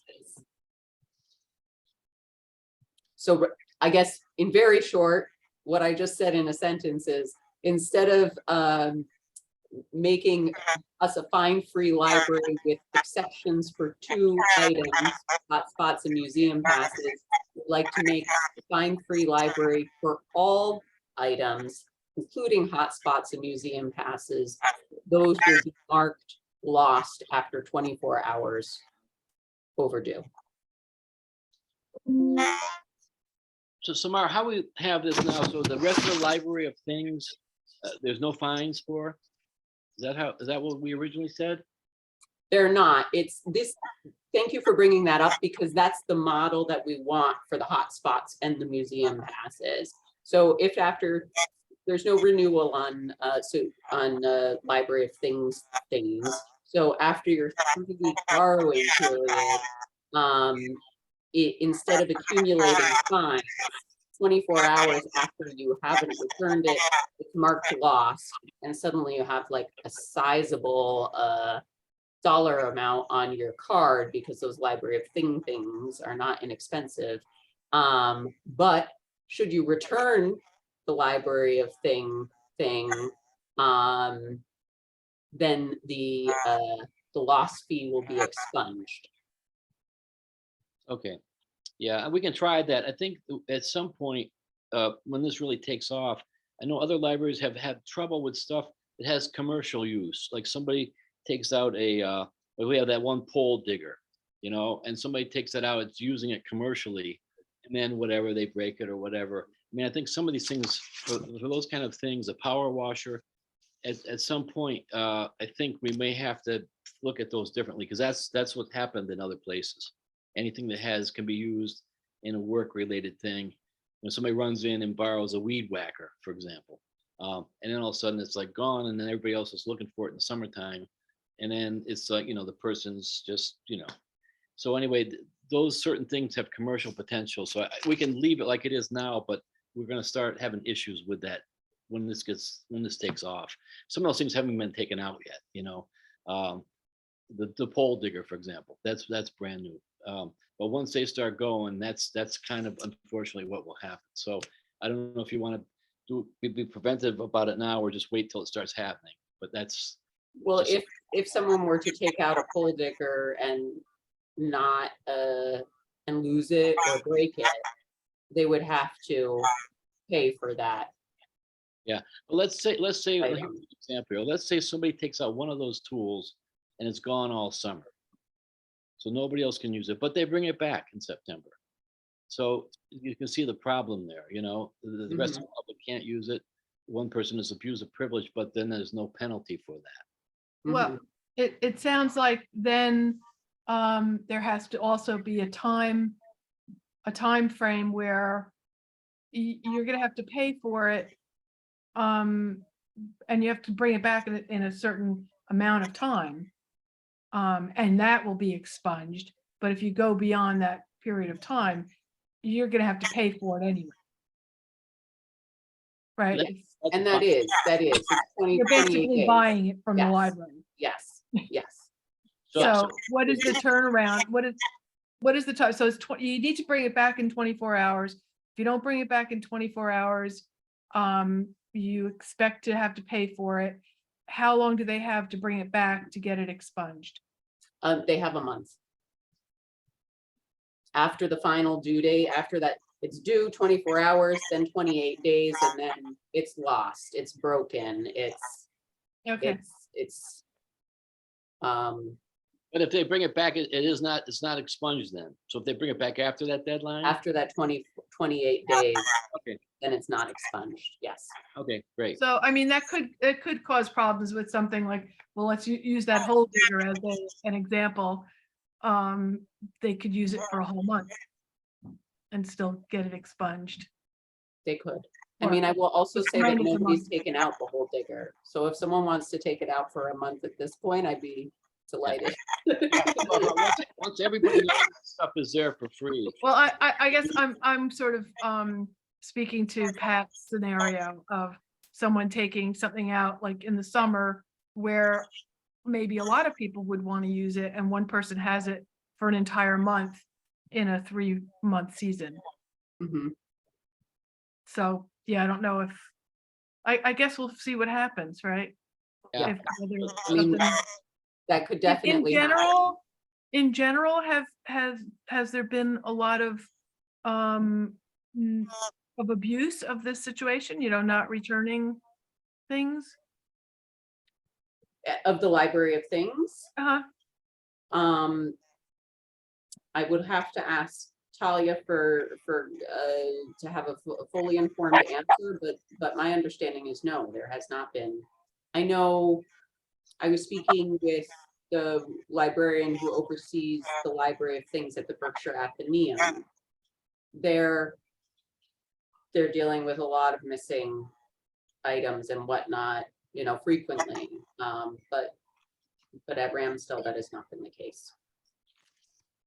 And so what do you do when someone takes something out from the library of things? Do you get their like credit card or something on file so that you can charge it if they don't show up? Or how do you even do that?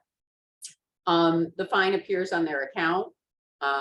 We don't take their financial information. To take out a library of thing, you have to fill out and agree to a kind of extensive contract. So kind of the rules and expectations are laid out at the checkout point.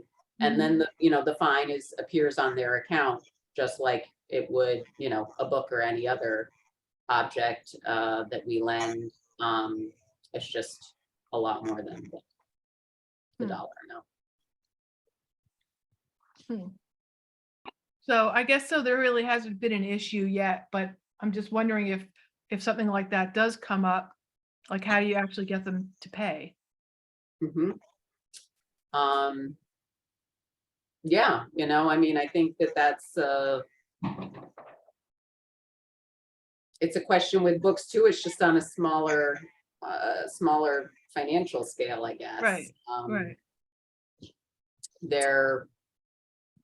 They lose their borrowing privileges from the library. That is not, the worst thing in the world, but it's something. Right. Well, I guess we'll have to see how it goes.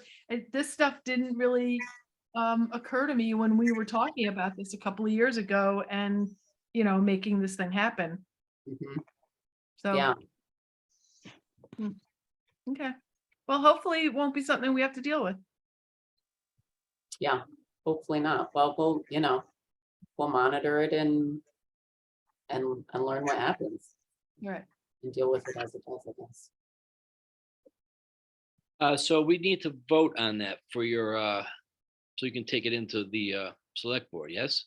Yes. Okay. Is there a motion to approve the changes? Now, this is going back to what Samara, the suggested changes were. I need clear verbiage on what the motion will be. Okay, so previously in the fine-free initiative, the fine-free initiative eliminated all fines for books and DVDs, but kept fines for museum passes and hotspots. In the revised proposal, we're asking to eliminate all fines for books, DVDs, museum passes, and hotspots, and to mark museum passes and hotspots as lost 24 hours after due. Is that too long? That was probably too long. It is long, but I can get it from the recording. Okay. But do you also have to add the library of things onto that now? The library of things is already established at that. It was never a fine accumulating Okay. it set the model for the hotspots in the museum passes. So it doesn't need to be stated in the, No, Amendment. it already is. Mara, let me ask you this, just hypothetical. If somebody, let's say somebody is here for, I don't know, 2 weeks, that they're staying in an Airbnb or something, they come in, they want to get a library card, they can do that, yeah? But how soon can they, I mean, could somebody get a library card, take stuff out of the library things like that same day? Is that how that works, or is there any? Yeah, I mean, if you get a library card, you can start borrowing right away. I mean, we don't really, they wouldn't go through like a vetting process or anything. Yeah, but so what happens though if that person, because they can, if they're out of state, they can get a card too. They just have to pay something. Is that how that works? Yeah. Mhm. So I'm just, because I know from not my experience, but I talked to, there was librarians out in, it was either Oakland or Berkeley, California, and somebody came in, you know, a construction worker or something, a carpenter, and you know, he got a card on the spot, took out quite a few construction tools, and that was it. And they found out later, you know, they actually had a police report filed because it was like stolen, because he went out and sold this stuff, you know, went out the door and then sold it. So that's the kind of stuff, you know, we are a transient community, especially in the summertime. So I don't know if there's any way to safeguard these things. Maybe you can't let somebody take out, how many, can they take out is there a maximum or minimum of library things they can take out at one time? You know, I don't know. I'd have to look at the, which is on our website. I'd have to look and see if there's one item at a time. I think, you know, I think it is one item at a time. There's also an age limit. You have to be 18, I believe, to take out. Great. So there's some more kind of parameters to it than our other borrowing. Look at, because if there's not, especially on tools like, you know, the power washer, you know, a weed whacker, any of that kind of stuff, it's best if there's a limit, so somebody can't just take out, they could take out everything they have, there's not much of it there.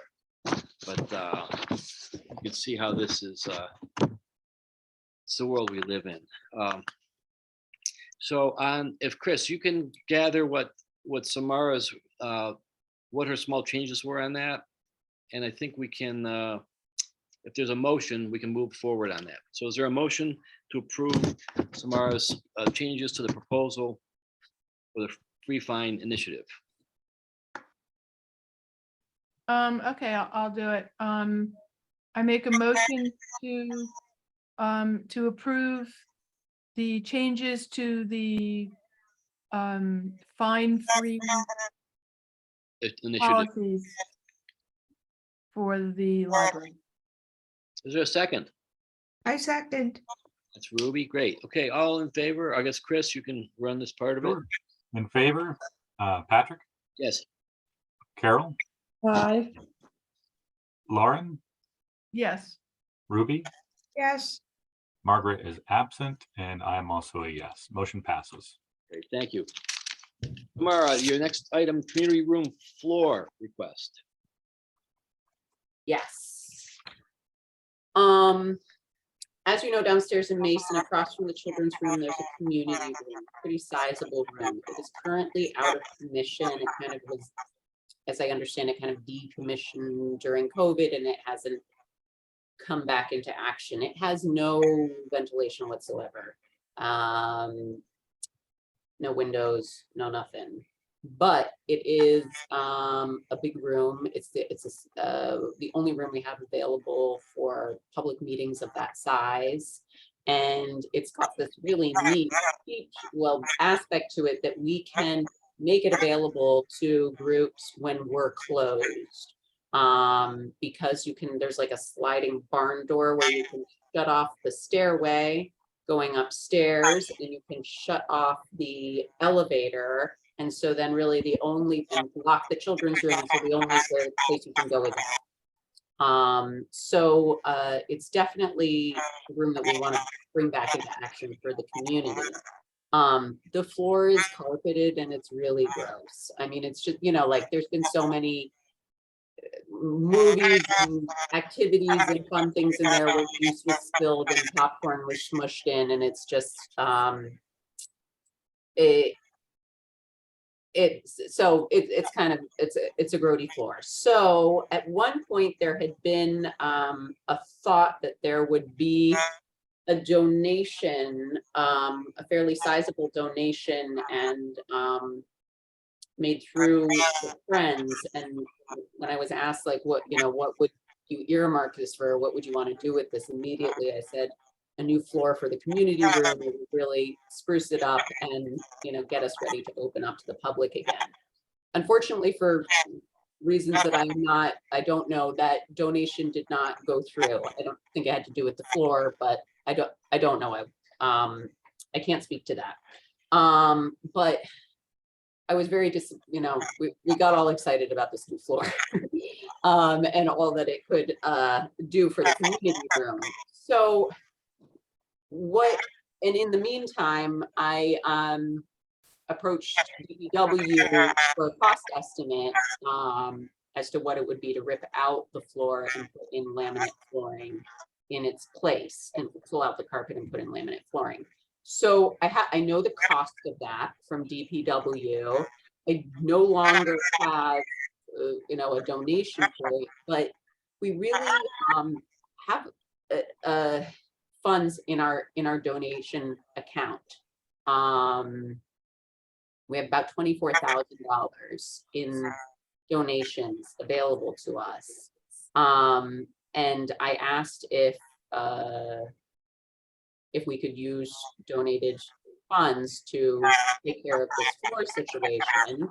And the answer is that yes, but it would need to be approved by the trustees, and then that approval would need to be marked in the minutes and included with all the purchase order, contract, etc. Documentation that would go through finance. So I am looking to the trustees to approve the cost of the floor, which would be $3,350 to be used from our donated funds account, which has approximately $24,000 to pay for this floor. So that's the Mason donation account. Yes. And you said the floor is linoleum? Yes, it's a laminate. Is that And the same as linoleum? no, but that's okay.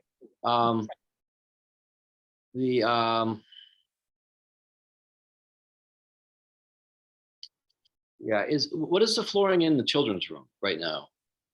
Is that Carpet. carpet? Okay. Mhm. I guess we can do that. I know that community room sometimes is used for kids. They're on the floor. It can be live in that room with any kind of sound that bounces. So I don't know if it's worth taking a look at some other things that may be able to deaden some of the sound that comes out of there. Because it could be a real live room, with a floor that's bouncing stuff around. I don't know. Maybe some of these actually at the breakfast, there some other libraries that have gone through this, but I'm not so sure we'd want something that's reflective of sound in there. I hear you. We also want something that is cleans easily, which I think something that is reflective of sound will not be. So one thing, what I know that the Friends did in the heyday of the movie screenings was, because I guess the acoustics in the reading room are really, everything just gets lost up into the ceiling, that they put down a pretty substantial carpet when they do the movie screenings. So perhaps that carpet could also work, be something that could go in and out as needed, like if we're showing a movie or if we're doing, Tai Chi or I don't know what, when then we would pull the carpet out. And if that carpet that the Friends use is not appropriate to that room, or not something that they wanted us using for things that might be messy or what, for whatever reason is fine, perhaps then we would look into purchasing a carpet that could be, rolled out and rolled back up as needed. That's a great idea. This will be simple. Those are my carpets. Oh, really? And that's Okay. why, because it was impossible. It was so loud up there. Mhm. And so it would be fine to do that. And I guess if those can be cleaned if they have to be, I mean, just like a regular carpet can be. So that's probably a great solution. I think it's going to be needed in there though, because that's going to be real live with stuff. Okay. So I Are, think- are they actually rugs? They're rugs, not carpets. yeah, it's carpet. They're Oriental rugs. Yeah, Right, okay, there's two of them. Yeah. okay. Yeah. right. Sorry, it's a I kept saying subfloor. carpet. I was like, what's Yeah, the 'cause difference? But of carpet course, is there's a different from difference. rugs. So you mean rugs that can be taken up and Yeah, down? yeah. What I meant. Well, Is Carol, a subflooring concrete underneath that wall-to-wall carpet that's there now? I most don't likely. know. I know that the Oh. subflooring up here on this first floor that I'm on is. And so So if it's concrete and then there's a laminate floor over that, I don't think that's gonna be terribly loud. okay. Because the concrete might absorb it a little more than if it was laid out. You don't think so, Pat? No. Concrete it also reflects the sound. You If think there so? were some type of insulation there wouldn't, but it's not worth doing. But I think Samara, the work around here is good. So as Yeah, long as they can pull those rugs out of the back there, I think that'll be that's a great solution. actually. Okay. From a hygiene standpoint, I really support doing a laminate floor because rugs are disgusting for what they, and especially for people with mold allergies, et cetera, and kids on the floor. Please put in some laminate flooring. Yes. And I'd love for, at some point for us to do some, I don't know, maybe Tai Chi, maybe, Qigong, maybe some different movement classes in that room. And the yucky floor is really not. People can bring their own yoga mats, or even if there's kids going in there for a program, a lot of them have little throw rugs and mats that they use anyway. That would dull the sound as well. Yeah. Does that mean that we'll go back to having our meetings there? We That's could, what it's for. absolutely. Maybe when the new floor is in, we can have a inaugural floor meeting. I have a question about where this money's coming from. If it's a community room, isn't the town should pay for some of the work to be done? Or is this purely, I mean, it's a community room for the community. So doesn't the town have a responsibility to refurbish something like that? They do. I mean, I could put it in the, what's it called? I don't know.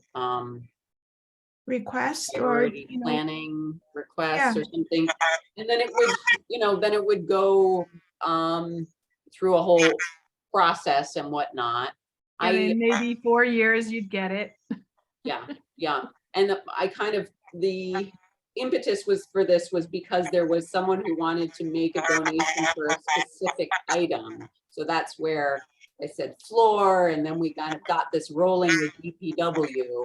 So for me to kind of then go, actually, we want you to pay for it is a little bit of a, just kind of maybe a little bit of a funny sequence of events. And I also feel like with the money in hand, so to speak, it'll just happen on a more accelerated schedule. And also we have these donated funds, and I don't think they're really accessed that much. And people donate because they want to enhance the library and our services. And I think this is an enhancement. So I think this is someone's donated funds really well spent.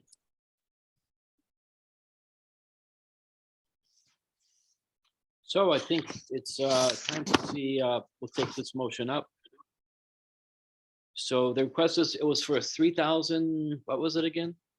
3,350. And so that includes the installation and everything. That's just, So rip out the carpet and put in the new floor. Yeah, that's not bad. 3,050. Okay, so is there a motion?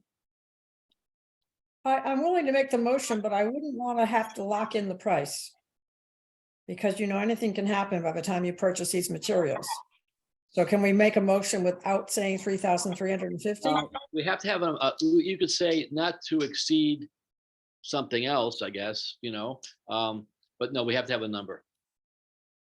So what's your feeling in that, Samara? Because by the time you actually get this ready to go, costs could have gone up on the flooring. Mhm, mhm. Can you we say want- something like with a cost expected to be 3,350, but not to exceed 3,750?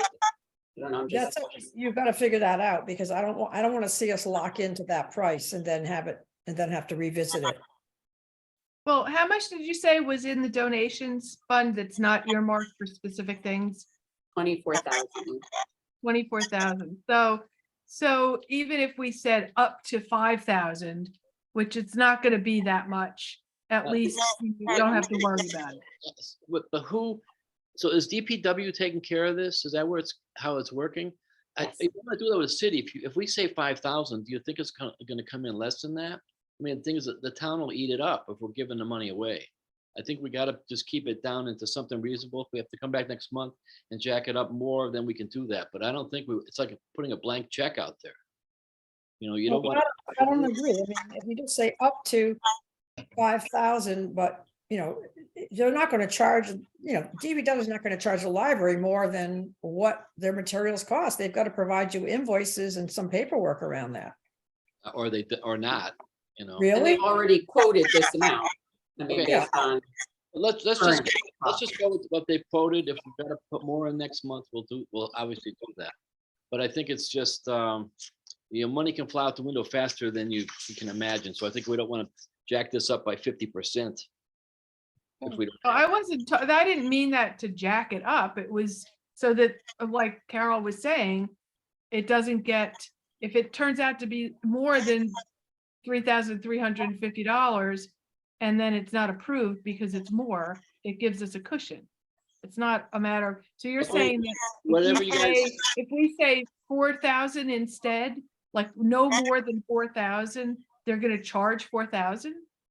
We don't need to argue about this now, but I'm just saying that we try to keep our, you know, we're doing away with the fines. That is, there's some money that came in off that, which is, we've agreed that's the way to go. We're Yeah, trying to, but we didn't get we're keeping our budget numbers down. And now we have this pile of money and we're doing this. We got to be fiscally conservative because I'm telling you, this stuff can fly out the door. But again, that's not the point that I'm making, Pat. It's not about being fiscally not conservative. It was making a cap. So I don't understand what it is that you're saying. If you're capping it, are you Cap it. saying that if you make a cap, then that's what they're going to charge? Your cap is fine. If you want to go up 10%, 15%, that's, there's no big deal with that. But when it gets to be, you know, almost $1,000 more than what they've said it would be, I think that's just not a way how budgets work. You know, I see. So, okay. So it's not what we're saying. You're saying that if we, no, it sounds like that's what it is. If we say up to a certain amount to leave us some room in case it's more than the amount that they've quoted, that they're going to just say, oh, sure, well, then okay, then it's going to be this much. I mean, is that how it's done? I mean, that's not really it's not difficult. the town really doing this stuff. It's no big deal. If we approve the 3,350, they can get the materials. By the time they get around to it, God knows when that'll be. But we're going to meet on the 16th of February. And if we have to approve more money, we'll do it then. They're not going to go out and do this tomorrow. So we can go ahead and approve more money. Yeah. I mean, if we After- it will add more to it. I mean, the thing is, they should go out and buy this immediately because I was looking at something today and all the building materials, they're already starting to announce increases of stuff at the end of February, end of March. Right. You know, so everything has already started to jack up again. They should go out and buy it now, you know. Well, this just came up because Carol said that she would make the motion, but she didn't want to put a number on it. You have to have a And you number. said, well, you could Into put that it at number, a higher amount. So Yeah. just to protect us, you know, from that.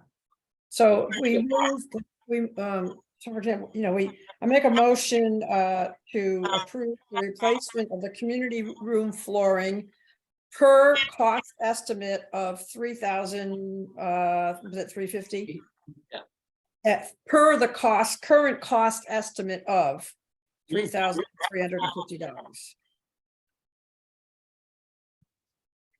I think That that's. sounds- you I that know, makes sense? second. That's all, that's, okay, we have a second on that. Yeah, that's a I great. second. I'm sorry, I did not get a clear motion or a clear movement. I'll So try it again. I make a motion that we approve the request to replace the community room flooring at the current cost estimate of $3,350 or final cost. Perhaps we can just put that in there, or the final cost.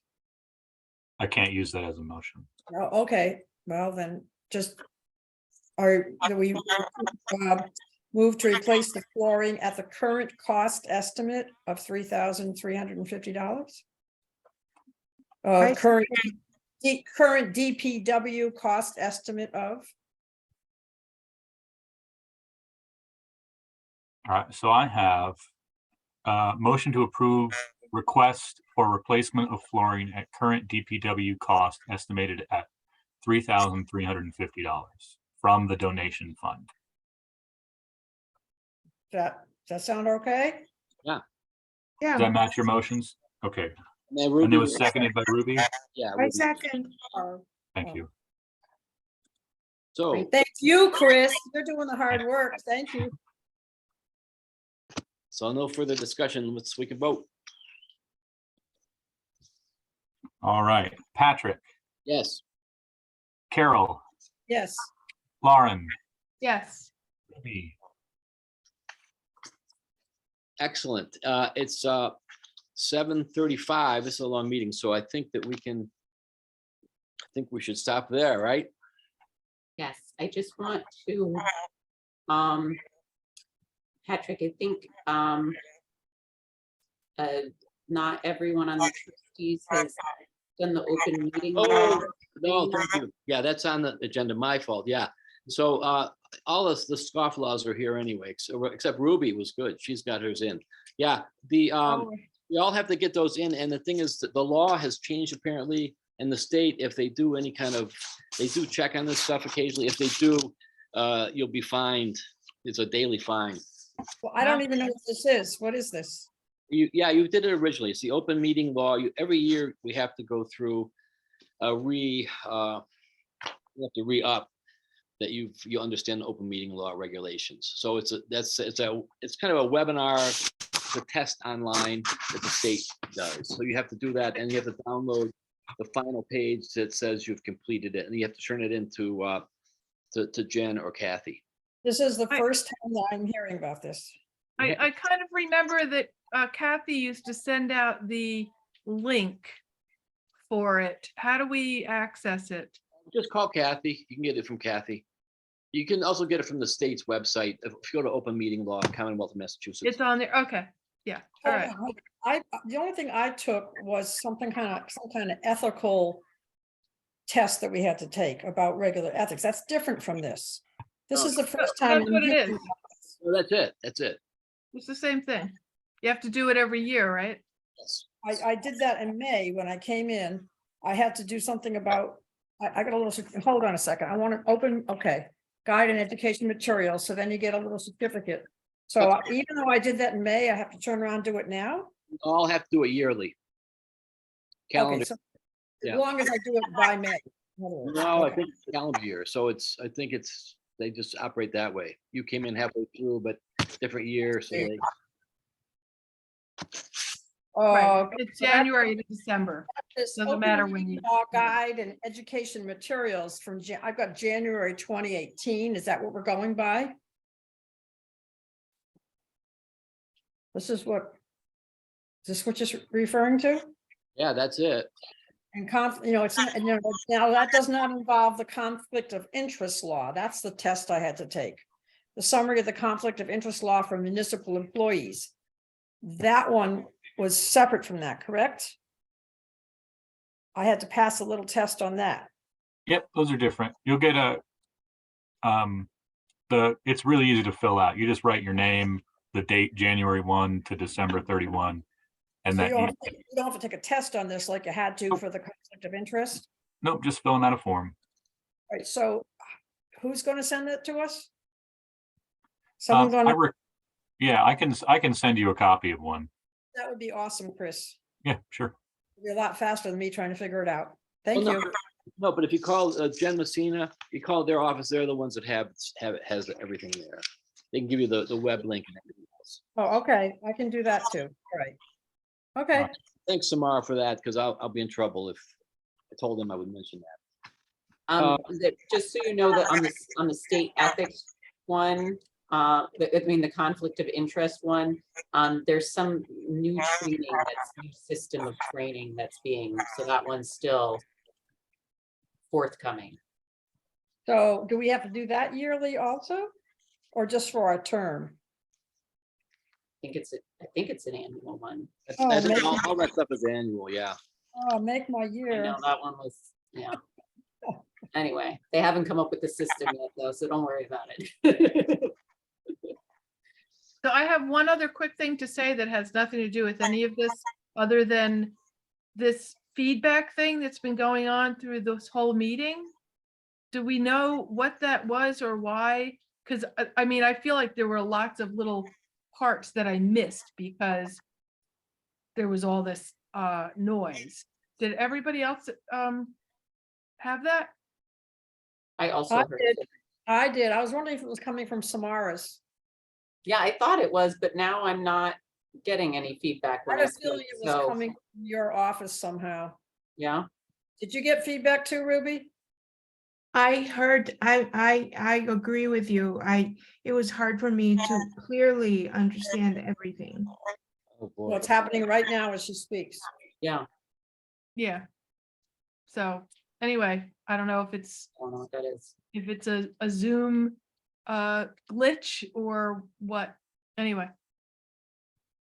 I just wanted to mention that I hope it doesn't happen again. It was hard. And let's hope we don't have a 2-hour and 10-minute meeting again. Amen. It's a long one, for sure.